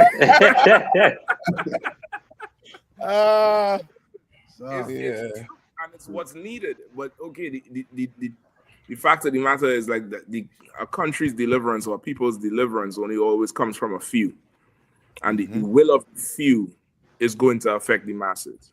That's it. Yeah, will of the few is always going to affect the masses. So that's fine. You could go ahead and switch and listen to a music video and go ahead and this a little too this dampening your spirit. We ain't on here tonight. Just we ain't trying to curse all the white man just yet. It's taking too long for you. You hearing some strategy talk and what it's gonna cost you, and you're like, man, I hear all of that. I hear what you're saying, but you know what I mean. Listen, man, that's fine. Go ahead. We'll make that place that you will get to be comfortable in. But we'll do the work. We'll do the work for you for it. And that's what it's going to take. Yeah, I mean, because every nation is going to have those people who are going to sacrifice a generation. They're going to know this is not for them. This is not for them. I'm not planting this for me. I'm planting this for the future. I'm planting this for, which is why that reincarnation is so heavy. God. You know, it makes you now look to the benefit of your nation for future generations all the way, not just, I got to get mine, you got to get yours. This ain't that. But imagine, you coming back and you putting something up now so that all the, 4th, 5th, 6th, 10th, 12th generation, this thing is just continuously growing and being reserved and protected. Like that's really what we need. But of course, us being scattered, it helps that not happen. And it's in their interest that we remain scattered and fractured and, not under one leader, not under one head. You know what I mean? It makes sense for them to feed us democracy and let everybody think that their opinion goddamn matters and how they think to do things matters. And we lose in the race because of it, man. We lose in the race because of it. We absolutely losing. Imagine, like, I ain't seen one video of a Ukrainian talking bad against Zelensky, and that's very rare. I've seen videos of, the Syrians talking about Assad. I've seen videos of Russians talking about Putin, but you mean to tell me Zelensky is the only revolutionary leader that all his people is 100% behind him? Brother, even the pig gonna grunt at the big hog. Even the That's pig right. is going to grunt at the hog. That's but right. They so pushing the propaganda. Like you would think there's no dissension in Ukraine. But let's just say that there is no dissension in Ukraine. That's what it's going to take. Like that's what it's going to take. Like by now, you would think somebody would be like, all right, Zelensky, we had enough of this shit now. It's 3 years. Exactly. I done lost my grandmother. Give in, nigga. It was better before. I mean, it wasn't good, but shit, it was better. Nobody ain't saying nothing like that. At least I ain't seeing it. Yeah, I mean, go ahead. Come on. No, I'm sorry. And somebody else has some say. I didn't know if I didn't cut anybody off. No. You was up. You was up. No, what you're saying is so right, Cap, and that's why when you look in the Bible, when you see, we call those men patriarchs of the nation, men that laid the groundwork, and that the nation become the benefactors of, because they had the word sacrifice. They understood that word. And you got to have faith to to understand sacrifice. You know what I'm saying? And to be honest, you know, you sacrificing already on the left-hand side. Satan requires a sacrifice as well. You understand? But you're not doing it for the right reason. And that's why, like I said, we look at war, but you really don't understand war on that level. You know, these little petty street wars you got going on in these cities, that's lower level. But when you really understand the political realm of how things work and the spiritual realm of how things work with dealing with other nations, God laid it out in the Bible, the blueprint. He showed us in the Bible how these nations would wage war against us. And once again, it's not always military. It's not always using the military. You know, they weaponize peace. You know, the civil rights, they weaponized that. Now, you know what I'm saying? Now, like we went ahead and marched and for equal rights, and now, you know, a Negro get to the end zone and he's on his knees to a white woman. Damn. So, you know, you gotta understand how this thing gets deep. You know what I'm saying? I remember General Gatham had a speaking in DC some years back, man. I know y'all probably remember Captain Shot, Captain Arthur. Well, he said, he asked the crowd, who team are you on? He said, we're better than them, but we're giving them the ball. Yeah. You know what I'm saying? The reason we in this shape because we don't understand winning. We have a loser's mentality. That's it. Right. We won't do the bare minimum. We'll win beyond comparison, just the bare minimum because we're winners. But we have a loser's mindset. Good. You understand? You know, we trying to like. I mean, I'm so sick of this football. I mean, niggas trying to go from the friend zone to the end zone, and I'm having a problem with this. I'm trying to talk about this football. This football, they keep messing with me, Cap. They keep messing with me. I'm trying to stay. Hey, Lucky, hold up. We need a gobble. Mashak, we need some gobbles in here. I mean, come on, man. I mean, I try to talk about a lot of these flag on the things. play, card. Flag on the play. Listen, come on, man. God, some y'all 15 minutes. 15 Yeah, I mean, you know, we try to keep the nation focused, but I just have to. Sometimes it keep pulling me back in. This is you got to look at this picture and you have to say thank you, Dr. Martin Luther King Jr. Right. That's what we have to look. This is what we have been reduced to. A winner, quote unquote, with a loser's mentality. Yep. This is where we at. You know what I'm saying? You want a trophy or a trophy wife? What is your goal in life? Like, and this is us, and the Lord used these things as microcosms to show us as a nation how far we have failed. It's like I yield. Yeah. If I could, please come on. If I could, sir, just to kind of digs into what everybody was just saying the last couple of minutes. That really the real issue is that Black people in this country, our mentality, our goal, we don't think of bigger things. Like when we think about success for us as a people, we don't think about having our own nation or having any true real authority or power on the planet Earth. Really, what Black people fight for on racial lines is to be hired at a job. Like, we just want to fight. So when we go to a job interview, the white person that's across the table isn't scared of my race. He's not offended by my Blackness. He'll look at my resume fairly and he'll hire me. That's damn near the pinnacle of really all what Black people want.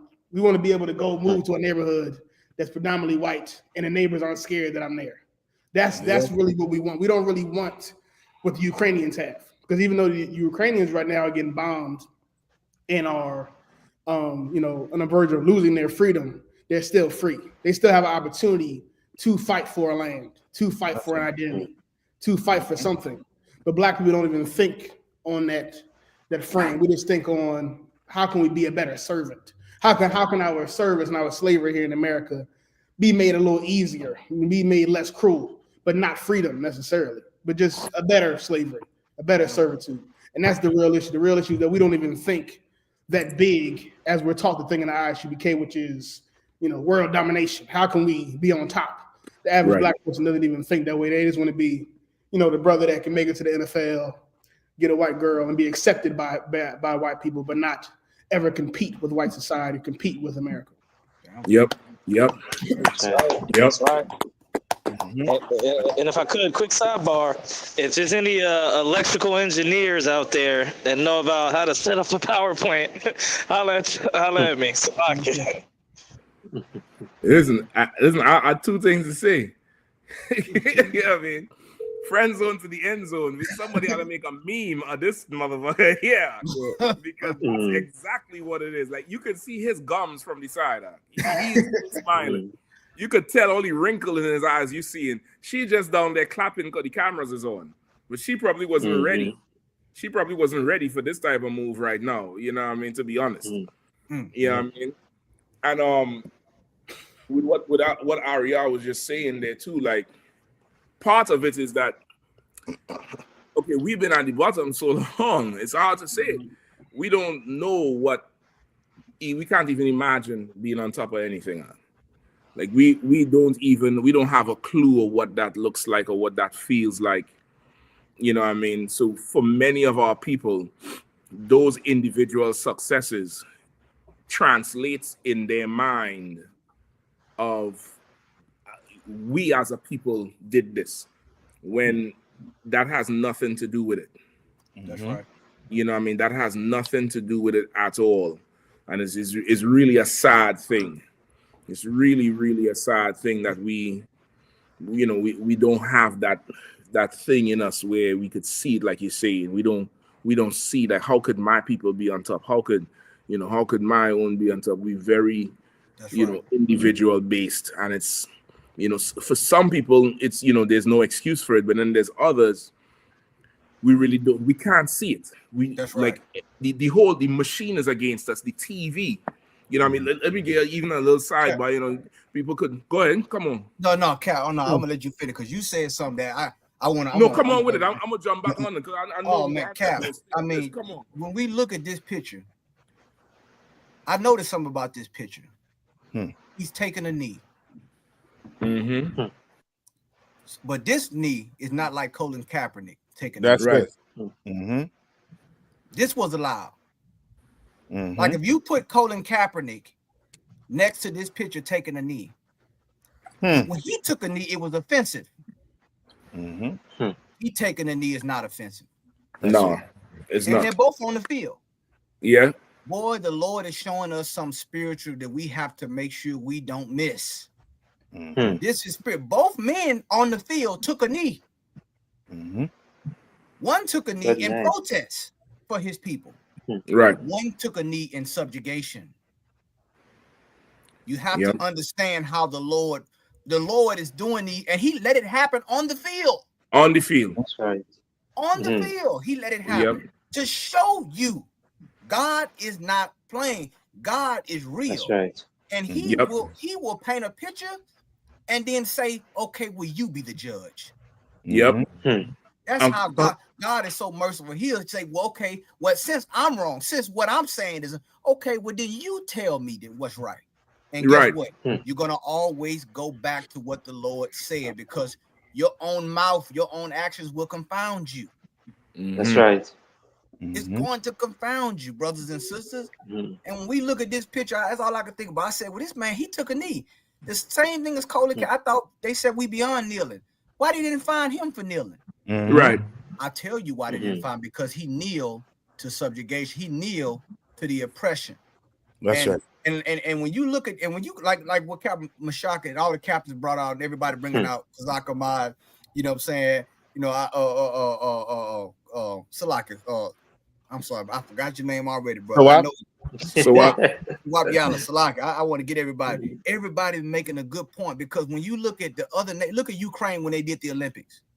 Look at how they act when they face the Russians in the Olympics. Right. That was one of them had some V war or something on his attire to symbolize the war, to pay respects to the war they're fighting, even though they're in an athletic competition. Right. So he still finds his nationality and holds on to his national identity, even though he's competing in sports, as General Commander Joe Yahanna said, which is simulated warfare. Yeah. So I just wanted to bring that point, Cap. When you said that, that made me think about that taking the knee. Salak, I yield. Yeah, no, listen, Cap, you right on. Give him a half for that. Listen, another one too, just based on what you're saying. Kaepernick took a knee for love of his people. He took a knee for loving their people. That's right. It's all love, which is why it's important who you love. Yeah.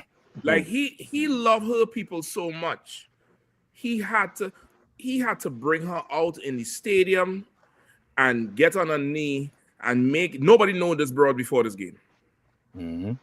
Before this game, nobody knew who the hell she was. But now she's famous today because he loves her people. He don't love his people.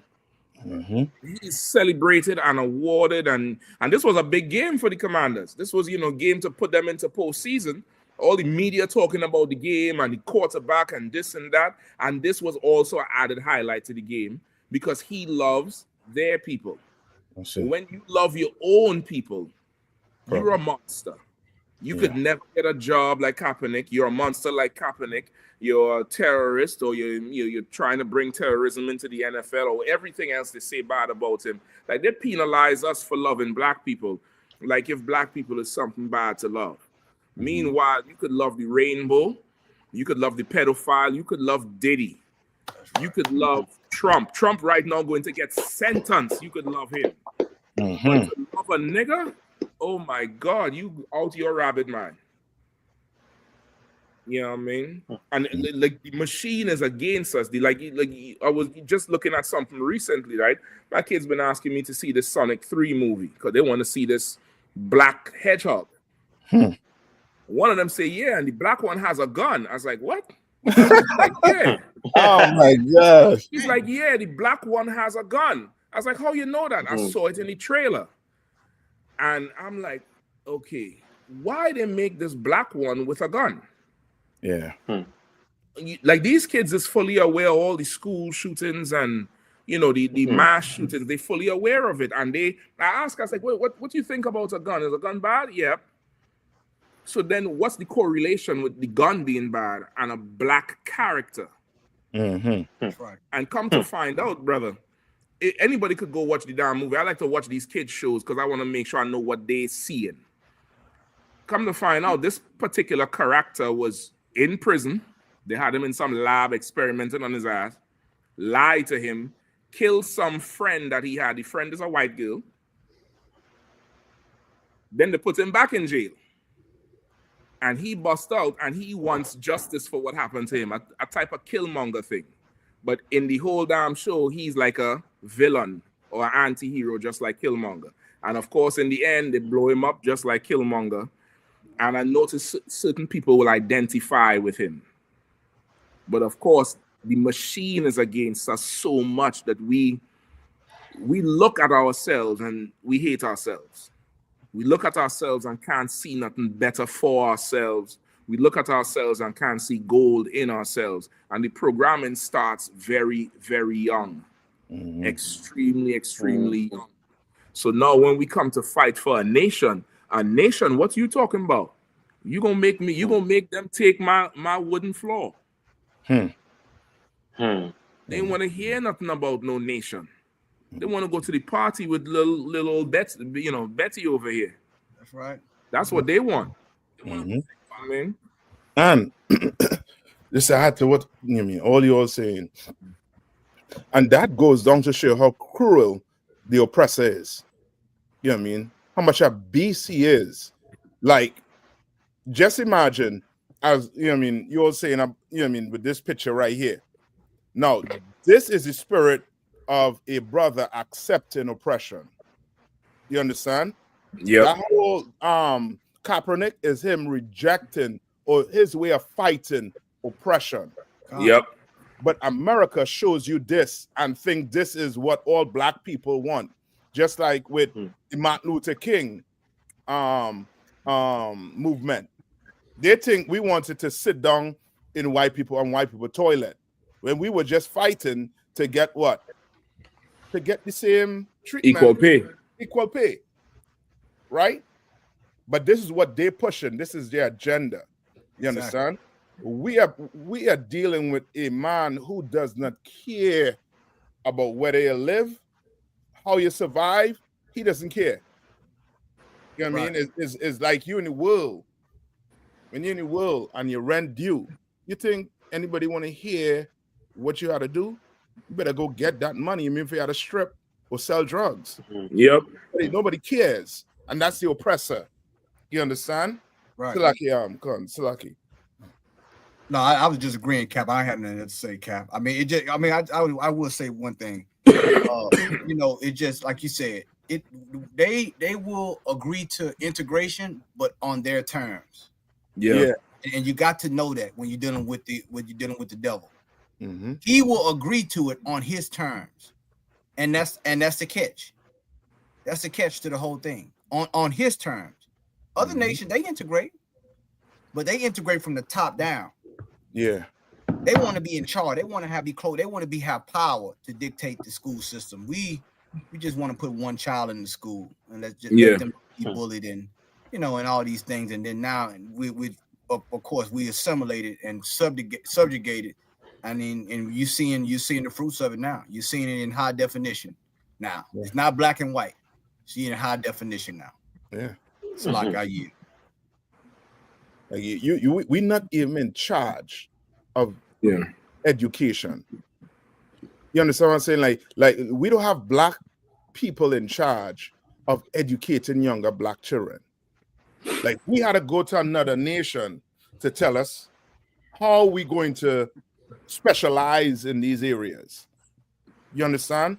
So now you're not learning nothing about your people. You're learning about the oppressor and how great he is and what he did. You understand? Mm-hmm. So now, your kid is not even getting the only role model to try to push on your kid is who? Martin Luther King or brothers and sisters who accepted the oppression. You understand? Whereas if you were in charge, you know these people are traitors. You know, once Martin Luther King, he was a traitor. You know, if you were in charge of dictating what your kids learn in school. You understand? Right. They don't teach about what's the dude name? Who did this have a boot of? As a statue. I know you're talking about. What's his name? I know you're talking about. And that's how the boots there. Yeah. Benedict Arnold. Yeah. You understand? They don't teach their kids to be a Benedict Arnold. But we teach our kids to be a Martin Luther King. Yeah. Right. You understand? That's the difference. That's the difference. If you had people in charge, like Commander General Yahanna, we will call them traitors out. That's right. Like we calling them out every time on the street. Yeah, right. We'll call them out. Damn right, Cap. You understand? We'll call them out. And that right there, that picture right there, he is a traitor to his people. That's right. Big time. Big time. Listen, I think he's a traitor to his team, Mark, because I ain't seen none of them. I think his team is like, nigga, you choose today to do this shit, nigga. You can do this shit before. You're gonna do this shit after. We just win and reach playoff. I think the DC franchise ain't had a playoff berth in however long, or this strong in however long. You come and do this thing here because your Karen got to get seen. It's a lot, and she's gonna, if they win, she's gonna be part of the story now. Of course, she's a part of the narrative now. See, everything you do must be calculated when it comes to your race, and especially when you're close, when you at least in the proximity of power or the proximity of glory. You start to do that, you got to know, man, this what I do can echo in history if I'm not careful. That's right. Yeah, man. It can echo. You know what I'm saying? Long beyond this gladiatorial service they having. But how will my people? How will I be remembered? And that's what you said earlier, Cap. So heavy sacrifice. Yeah. So like I yield. Yep. Where we going next? Where we want to run Can to? we get that New Orleans one? Yeah, come on. Come Let's on. rock with them, man. If I could too, I know we about to pull that story up, Cap. I just want to say there's a brother, a young brother in Louisiana that's in this school. Right. A young brother. He's becoming a trooper. Mm. And when this story hit, his mother called us. I talked to the mother. Right. And this young brother, he's courting a sister. And this sister, her family was down there when this happened. Damn. One of her family members and one of her family members lost their lives down there on Bourbon Street. Nice. And this brother told his mother, if I wasn't in the truth, that could have been me. Damn. And it touched, when I heard that story, it let me know more. It cements our position in this nation. That's right. Of course. Like it cements what Commander General Yahanna has done and the men before him have done to establish this school. It cements it. Because this young brother, a young man, realized, man, this truth has saved my life already. Yeah. And the Lord, he's waking. A lot of things are happening on a fast level with a lot of our youth now. They're coming into the truth. Yep. You're getting answers and you're getting healed of things quicker than what you expected. You're seeing things quicker. Why? Because time is almost up. Yeah. They celebrate New Year's, and as the youngsters say, we're on a different time over here. We're not. We're out of sequence with this society, which is why we're building another world and not this one. That's right. But I just want to bring that out just for all our listeners out there, for those who want to question the impact that we have on our youth in the ISUPK and all 12 tribes. This young brother is a testimony to the work that Commander General Yahanna has done. Him not going down there saved his life and it saved his girlfriend's life. So I just want to bring that out. Salaki. Go ahead, so what? You know what Captain Khan just brought out in a way again. It's something that we need to be reminded of.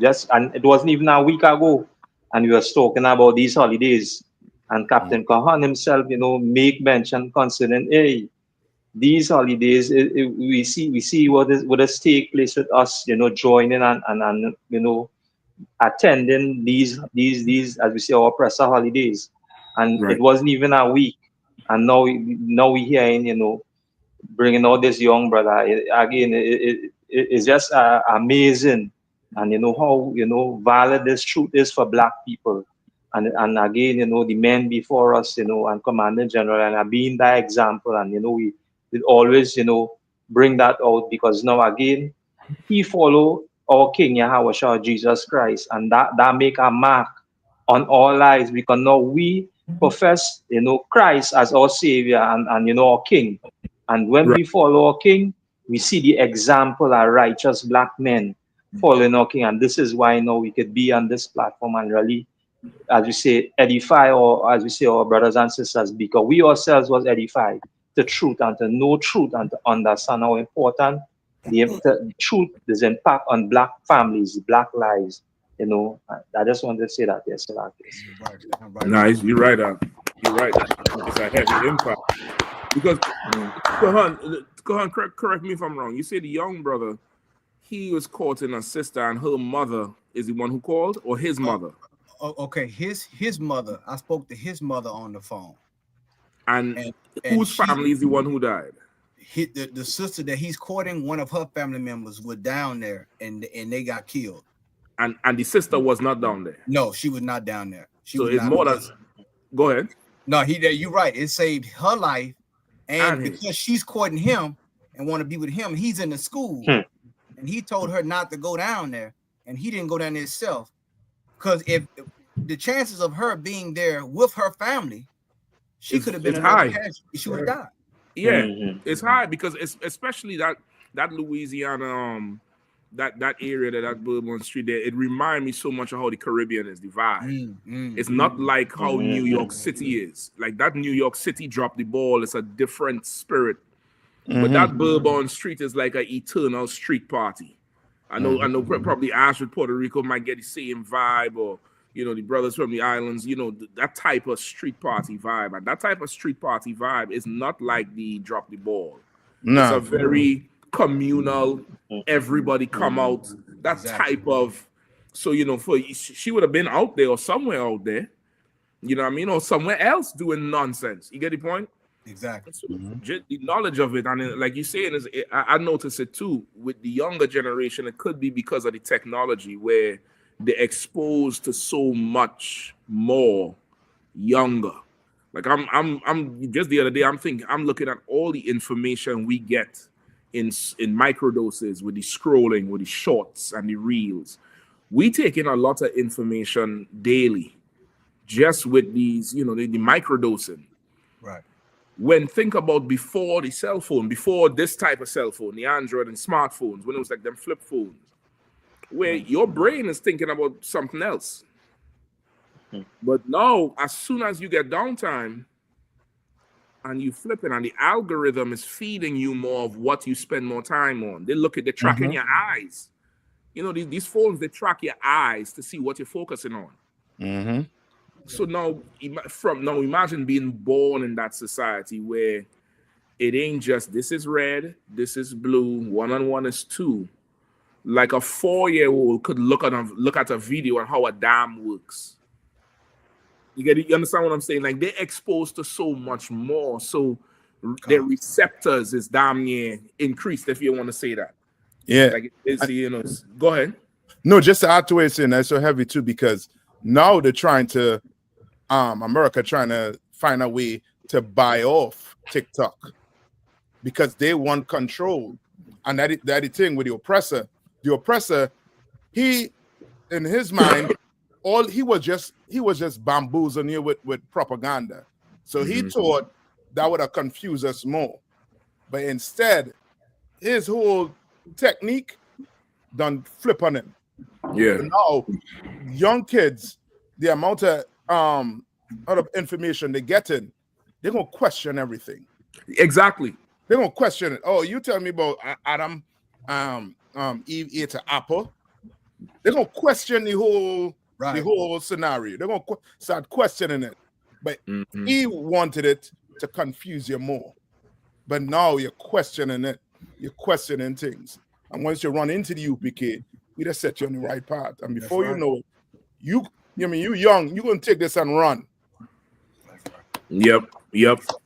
Like this generation is a generation that like it has to make sense more. Yeah. And that's a good thing and a bad thing. Because what we teach, it makes sense. Life we live don't make no goddamn sense though. That's right. The life we choose to live. You ask somebody, you want this life or the other life? The other life makes more sense. Right. It just makes more sense. Right now, it makes more sense to be a Ukrainian than a Black, Hispanic, or Native Indian in the Americas. Right. It makes more sense.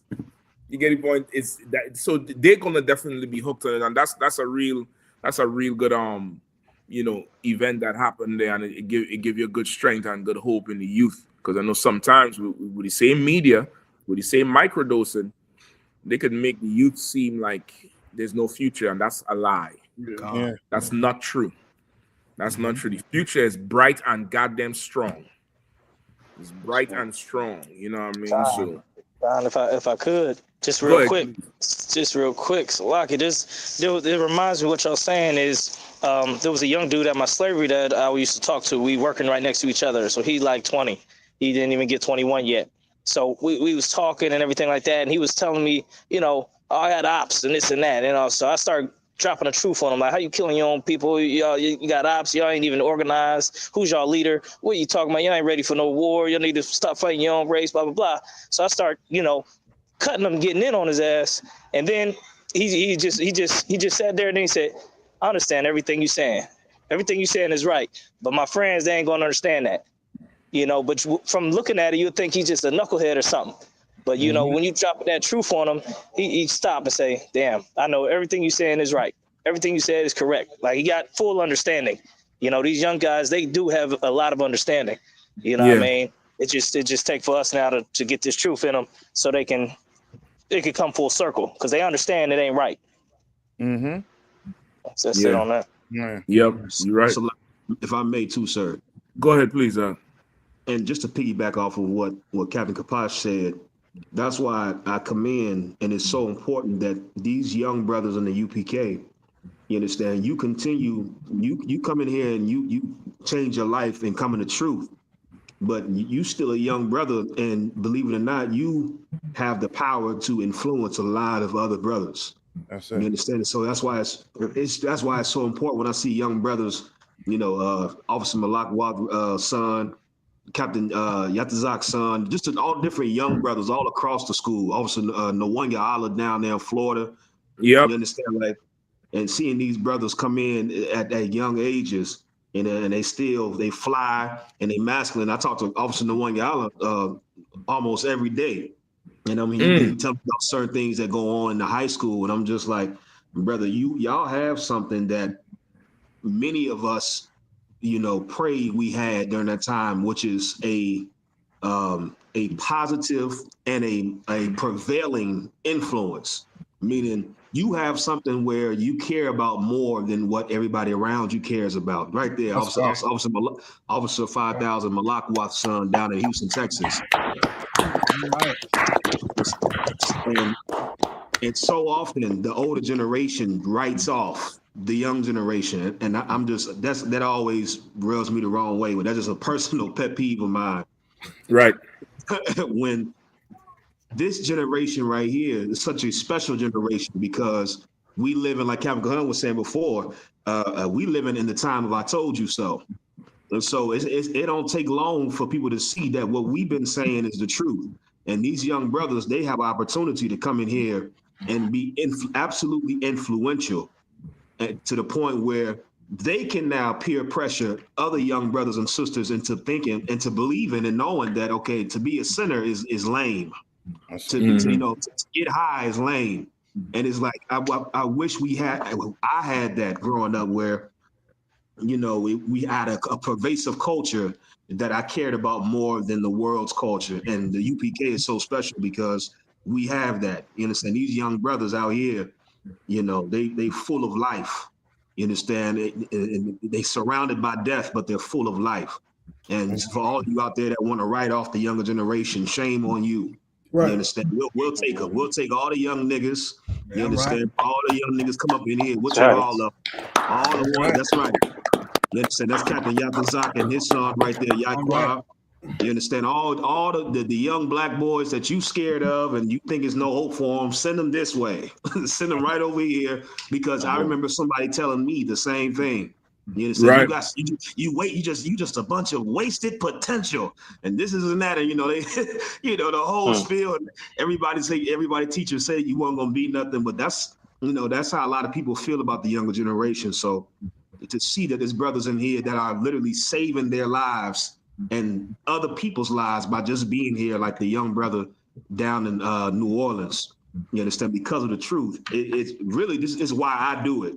Like, I'm thinking long term, like Christ may not be back in my lifetime. So I'm always looking at the younger generation, like, y'all got to be the ones to make sure y'all hold this down so I can have something to come back to.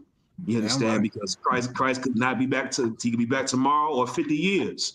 You know what I'm saying? So I just appreciate, I just want all the young generation know, and all of us should get it when you get a chance to. Let these young, that's Officer Nwanya Allah right there in Florida. Let these young brothers and sisters know we appreciate them. And they special. You know what I'm saying? So lock it.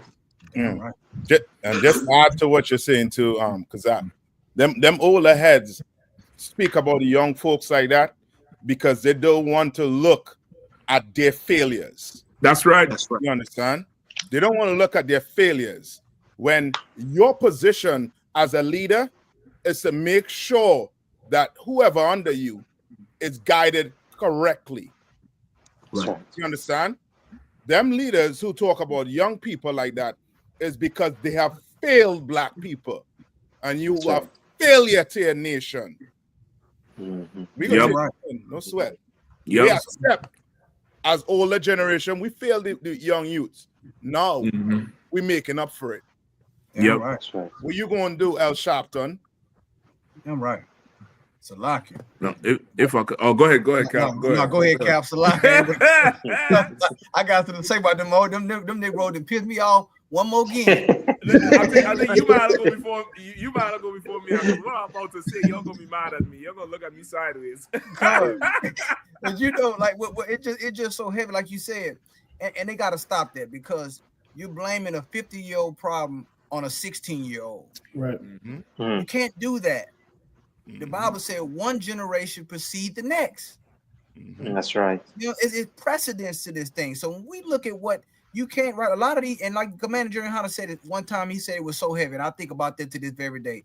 We don't know who the Lord could be sending back in this nation to help us. Yeah. Some of these children are child prodigies. Some of these children are geniuses in their own right.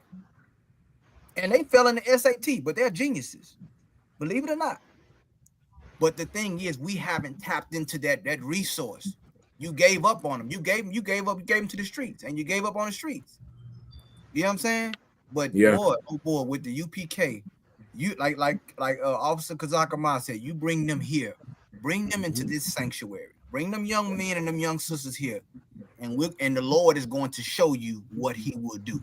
That's right. You know what I'm saying? He's going to show you. He said it in the wilderness. If you won't listen, I'll take your children. That's it. They'll go into the land. Salaki, if I could clap that up for one of the leaders of the young generation, Captain Arya. You know what I'm saying? Like, we don't sleep on him. He I don't think Arya can qualify for that. I'm taking back that clap. I think Arya trying to pass one of the young generation. Arya, you gotta take some of that hate too. Yeah,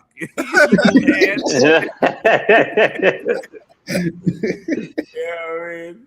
No, that's true. I mean, like, is a glorious thing, you know, with the truth to see young brothers and sisters grow into the truth and come in, because this goes right into what I was just about to say. Like, there's a reason this happens, right? And before I even do that, let me get the scripture. Let me get Ecclesiasticus 42:8. All right, Ecclesiasticus 42:8. Yeah, let me get that, please. Because this here is also a big part of something that plagues us as a nation, right? That whole disconnect between the young and the older generation. It plagues us as a nation. It plagues us. It leaves us without defense. The older generation need the young generation to defend them, run to the store, get this, guard the block, make sure nobody don't rob you. The young generation need the older generation for guidance and wisdom, because they done seen it before. Man, ain't nothing new under the sun. They done seen the whole play. Yes, sir. You know what I mean? And they're making sure we don't have that connection. That's right. And it's really, it's the absence of a nation why that problem happens, and I'm gonna explain it right after. Let me get Ecclesiasticus 42:8. Can. The book of Ecclesiasticus, chapter 42 and verse 8. Be not ashamed to inform the unwise and foolish. Right? The scriptures say, be not ashamed to inform the unwise and foolish. Like, it is no shame to call a fool and tell him he unwise if he's a fool. He or she's a fool. Right? Go ahead. And the extreme age that contend with those that are young. Like some people might be watching this and be like, y'all ain't got no shame. Y'all all got mothers and fathers and this and that. And yeah, I'm going to tell you if you're making a mistake. I'm going to tell you if that's not smart to do, if that's foolish to do, if that's unwise to do. Just like when I was a babe, you told me what was foolish and what was, simple to do. And you see how it say contend with those that are young? Because this is an age-old thing, man. This is an age-old ancient thing right here. That whole disconnect. Go ahead. Can. Thus shall thou be truly learned and approve of all men living. Right. And this goes for both, old and young, aged and young, in years, in the flesh and in the spirit. You get the point? This goes on both sides of it. And definitely the older generation, being the senior, should have a better grasp for the younger generation, because at this point the younger generation is really mirroring the treatment. The younger generation don't have the respect because the older generation don't have the respect. But let me tell you where that comes from. That comes from not having a nation. That's it. Because if you have a nation, you have something to pass down. That's it. You have land to pass down, business to pass down, wisdom to pass down, connections to pass down.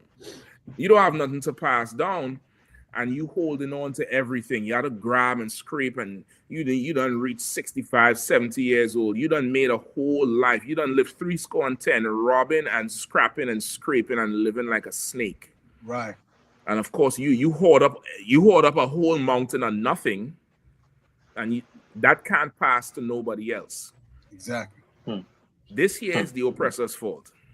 No, sorry. This is the oppressor's fault. Joe Biden's son is a criminal. He passed on to him the power of a pardon. That's right. He passed that on to him. He ain't say, man, these young C's, these young crackers, they just smoking coke and effing whores. He ain't say that. Ain't nobody say that. Ain't nobody say nothing like that. That's right. So many other them celebrities and politicians' children that done got into problems. There's them white boys is doing atrocious things, man, every damn day. That's right. Ain't nobody ain't saying these young white women, these YWs, young white women out of control and what they're doing and this and that. Nobody's saying that. Because why? They will never destroy the reputation of their youth because they have something to pass down to their youth. Yeah, right.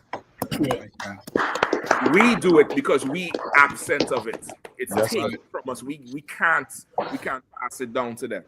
We can't. You get the point? The closest example we have to it, and there's so many examples of it, the Latino community, because they're so separate with the language, they have a certain infrastructure and certain things that's more tangible than some of the other tribes. And you could see it because you don't hear them, too tough or publicly talking about the young cholos and young vatos and this and that, even though it do exist.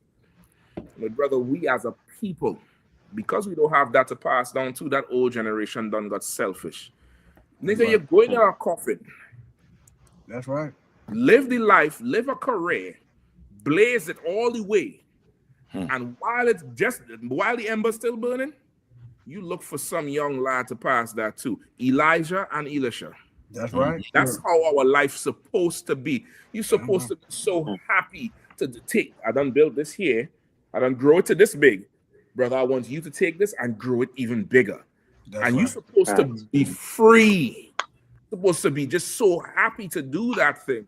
But brother, Al Sharpton, what the hell is he still doing leading some rally?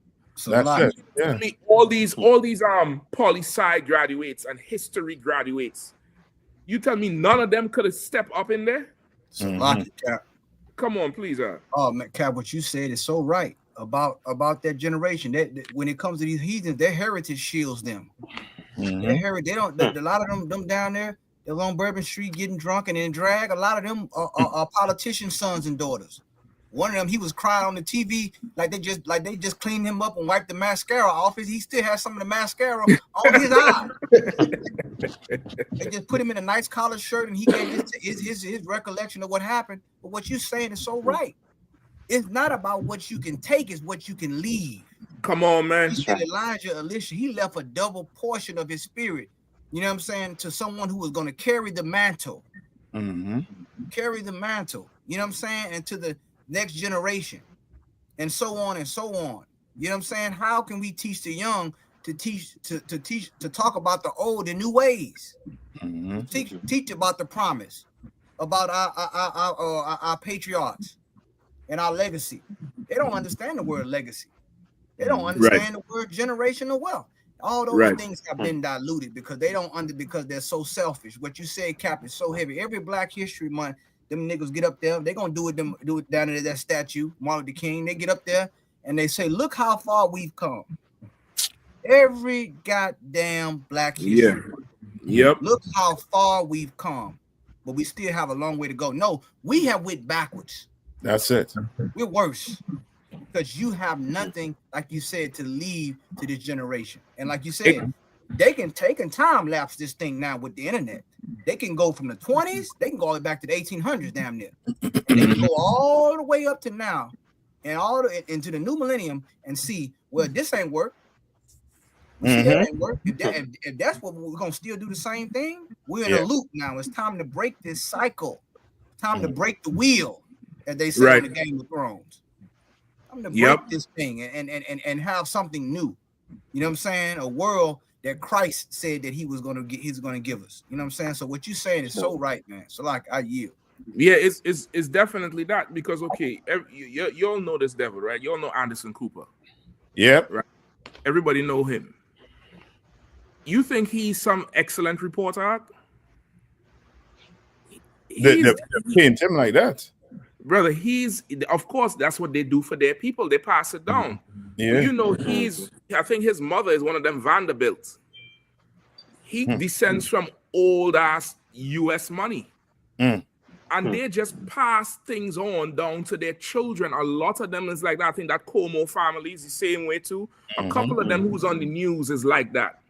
Like this dude here, I mean, we talking about old ass money, old money. I think somebody could Google him and look up who the family is. I think the power is coming from the mother side. And they'll just put their people in place. Now, meanwhile, this reporter is a stone cold sodomite. Yeah. Right? He's a stone cold sodomite. Mm-hmm. I'm trying to get the damn stuff up here for you. Right? Yep. He's a stone cold sodomite. Mm-hmm. And they have him with the next flaming sodomite, not this one here. I think this is somebody who he was with doing the New Year's Day thing, the Andy Cohen. And of course, that Cohen name is Jewish, so you know they're putting the people in place. If they could do this for that, come on, he on news every goddamn night and doing God knows what the night before. And I have to look at him with some intelligence and all this type of thing. And ain't nobody making no complaints about his life and his lifestyle, but somehow these young niggas, these YNs is a problem. Like, we had to do better, man. Yeah, we had to do better, right? The sister Nazam and I say Gloria Vanderbilt, right? Now you must say the same thing. Like that's a powerful ass family, like the DuPonts and a few others. I forget some of the names now. I used to know them names real plenty before, but he ain't no, ridiculous journalist. Like what journalism is, they put him in place. They get some marketing person, give him a look, and let him read for a few years, and that's just that. You get the point? We had to start to do that for our own, man. We had to start to, put our young people in position, man. Put them in position with ultimate confidence and not rob them no more. Yeah. Go ahead. Now, just after what you're saying too, it's more like, like how the news like to portray us, right? With the, with the young kids being violent, black kids, they don't portray us as, as engineers or doctors. They never, once in a while you hear a story come out like with those two girls that cracked the Pythagorean theorem. You understand? Right. Then like once in a while they'll come up with stories like that. But for them, they push stories like that for their people. You understand? They're pushing stories like that. They're not pushing what their son's doing. Because all this insatiable appetite they have for drugs, it ain't us. That whole cocaine, you understand? It's them. You understand? But we will never know it. Why? Because they're putting us up as the kingpins, the drug dealers. You understand? Right.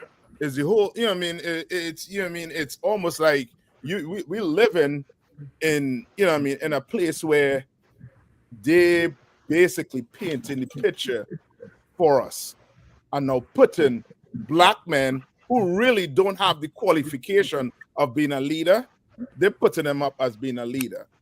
You understand? And paying them money. But the real leaders, they're living in the background. Right. The ones who coming out and saying, nah, you ain't supposed to be doing it. No, to hell with interracial marriage. To hell with, what you teaching our kids in this school about equality or whatever you call it with this what subject they want to teach them kids? inclusion. Mm. You understand? Like they want to teach them how to, be inclusive of, all genders, no Right. genders. You understand? Like we had to understand that the oppressor, he's the one that's behind, all of it. Like they knew when they took the father out of the house, that was the heritage. That was the man to pass stuff down, but it took him out. Yeah. That's not the mother job. You understand? A woman, you know what I mean? Forgive me, sisters, but that ain't your job to pass that down. A father gonna have to pass, these things down to a child. And the oppressor, he made sure that the fathers were destroyed. He made sure he portrayed the fathers as being evil and wicked and being hateful to their kids. When the study came out recently that we love our kids more than any other nation. Any other nation. Right. Because we give into the propaganda. Right. So lucky. I yield. No, you're right. I'm looking for this tape here you played just before I know we right up on the time. I want to get this tape here with the tape you have on your page. Is on your page? Yeah.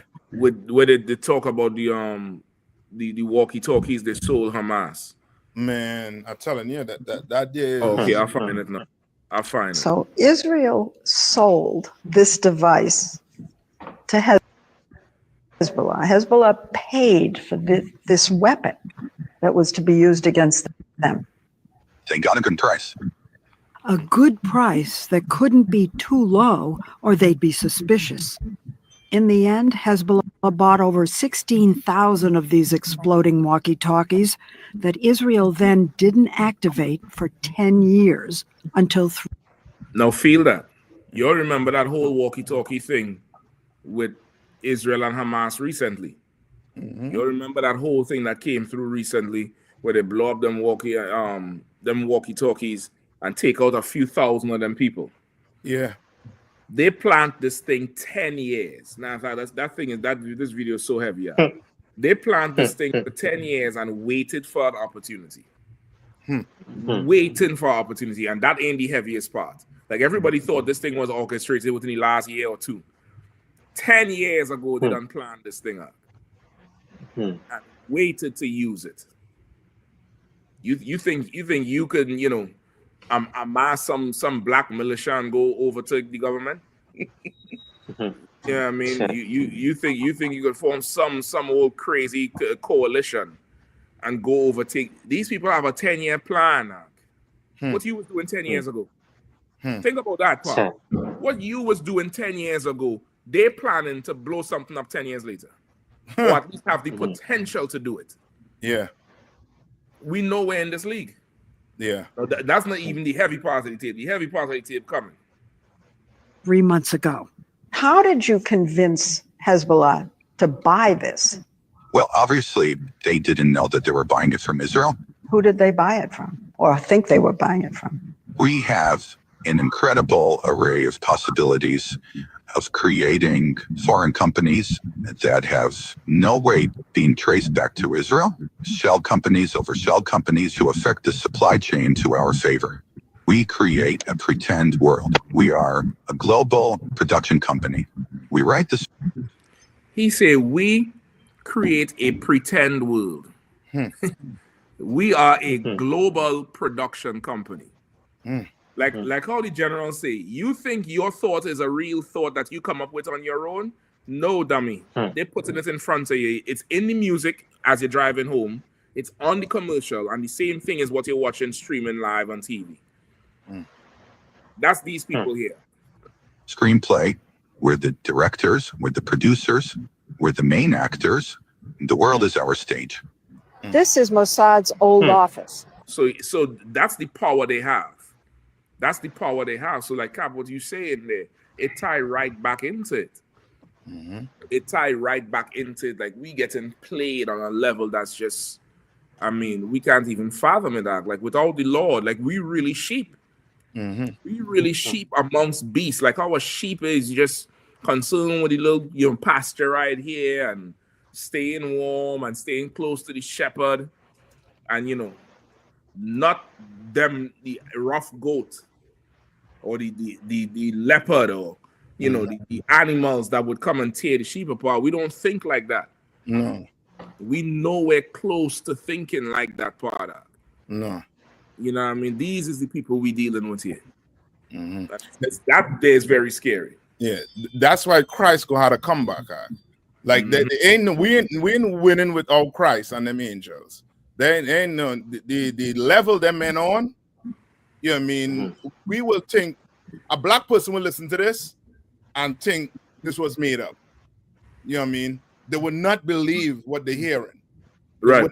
You know what I mean? Because now their whole life they're gonna have to sit down and really go through it a fine-tooth comb and see what's sense from nonsense. Yep. Yep. It's this. We in a bad time, man. We in a bad time. Salaki, if I could. Yeah, go ahead. It just reminds me of a YouTube special I watched about a special ops Russian guy. He was breaking down some of the things, the tactics that the Russians do to try to affect other countries. One of the things was demoralizing. So he was breaking down one of their goals is to demoralize the people. Make their outlook bad, their outlook on the future, affect that and everything like that. And so it made me think about the YN thing, right? There's a rapper whose name was YN Melly, who was a big rapper. He young dude, and he made a lot of like murder killing songs. That may be even something they implanted. Even the whole YN thing, that's even implanted by them because he's an industry rapper. Right. So they work on demoralizing or sending out stereotypes that are demoralizing. Because that's like a stereotype that can demoralize a young black brother. To make him think like he's just a murderer, he's just a criminal.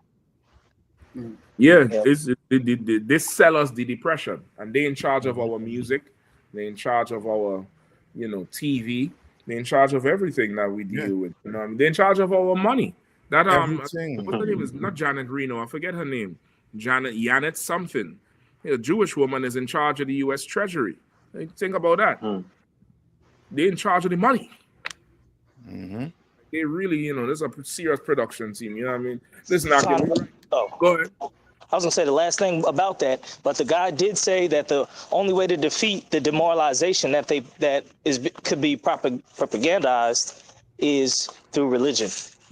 That's what the devil said. He said through religion, that's how you can defeat the propaganda and the demoralization of a people. When they demoralize your institutions and your your belief systems, the only way to defeat it is with a certain religion. Yeah, and, meaning a faith, meaning having a faith, and really, in the absolute form of it, before the religions get so universal, they were very racial. Your God was your people.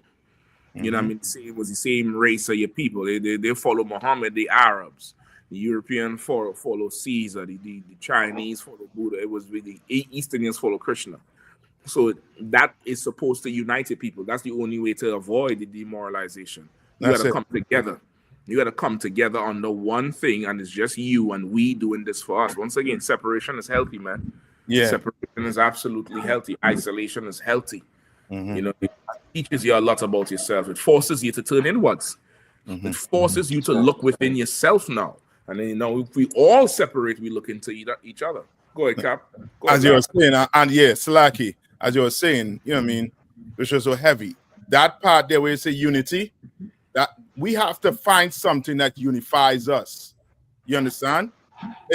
Just take for example, as a black, a black family, a black man walks in the door, his wife, his kids, and him have to be unified that the oppressor is the enemy. Yeah. So now Yep. Ain't no problem walking through that door. You understand? But when you walk in a door and you're not unified under the fact that your oppressor is the enemy, now the fight begins at home. Yep. Now the enemy is among you. Yes, that's it. Yep. You know what I mean? Which is, as you're saying, your fate. Mm-hmm. And here, that Bible tells you the oppressor is the enemy. Yeah. You understand? That brother that was on his knees, he married the enemy. That's it. He didn't love his find people. out in a couple years when he go broke after he done destroy his body playing football. That woman gonna walk out with all his money. Come on. Yep. And a couple children.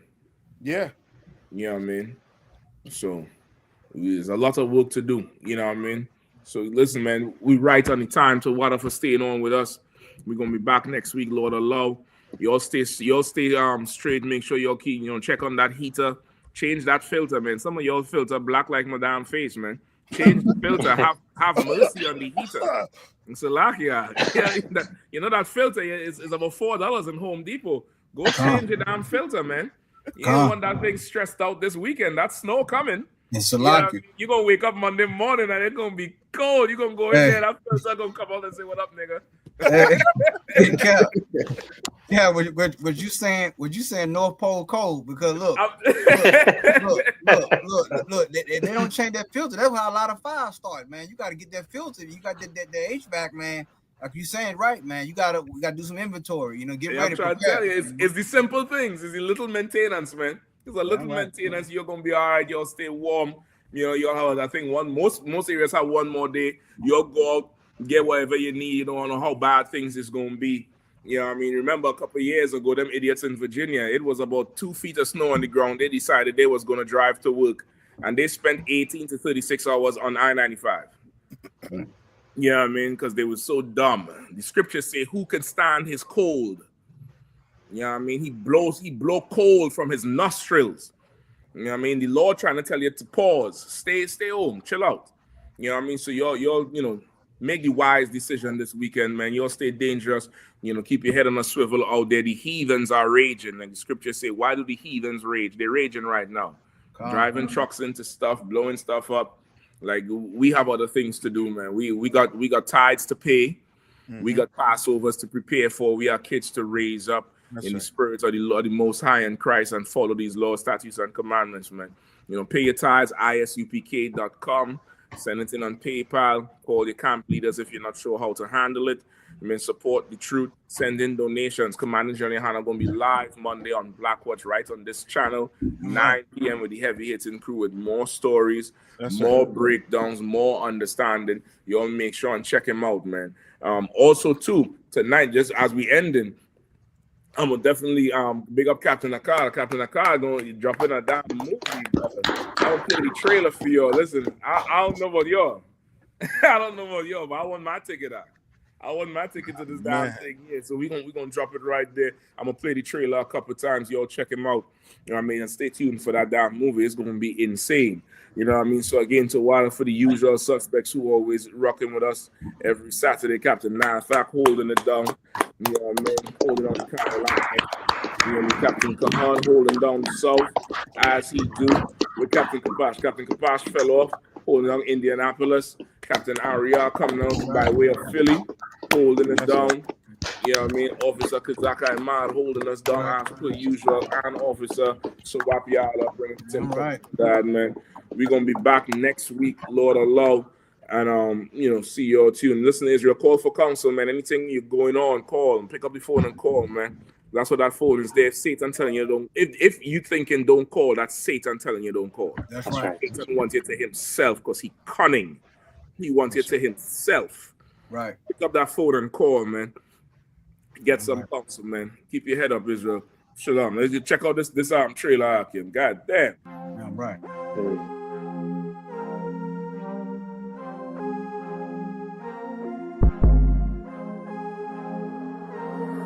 Chicago did it. Yeah.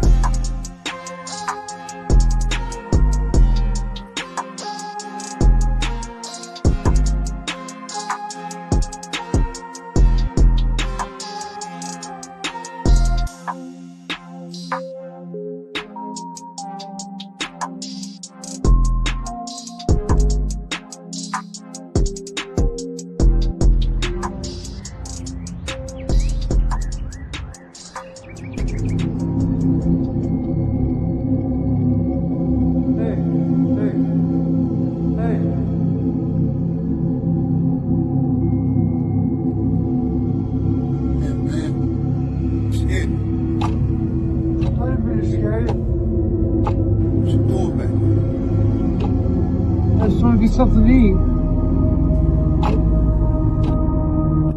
I got some change for you. Go on real quick.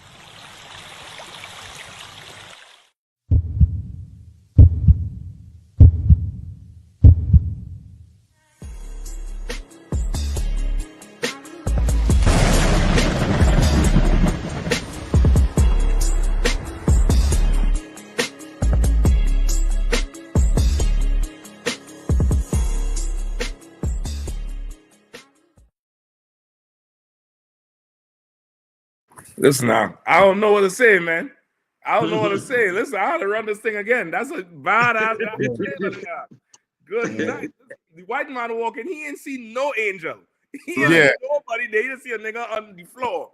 You don't know what. You don't know death and destruction coming. I run this back again. So lock it.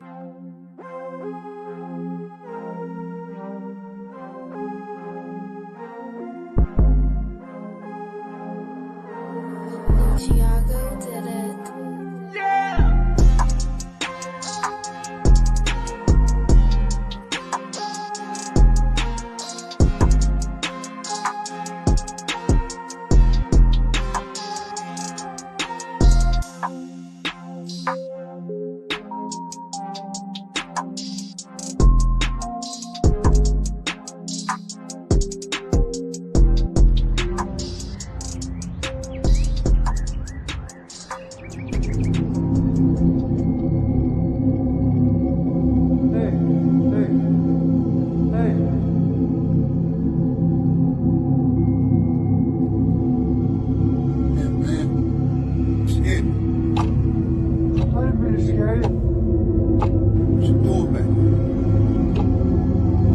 Something to eat. I got some change for you. Go on real quick.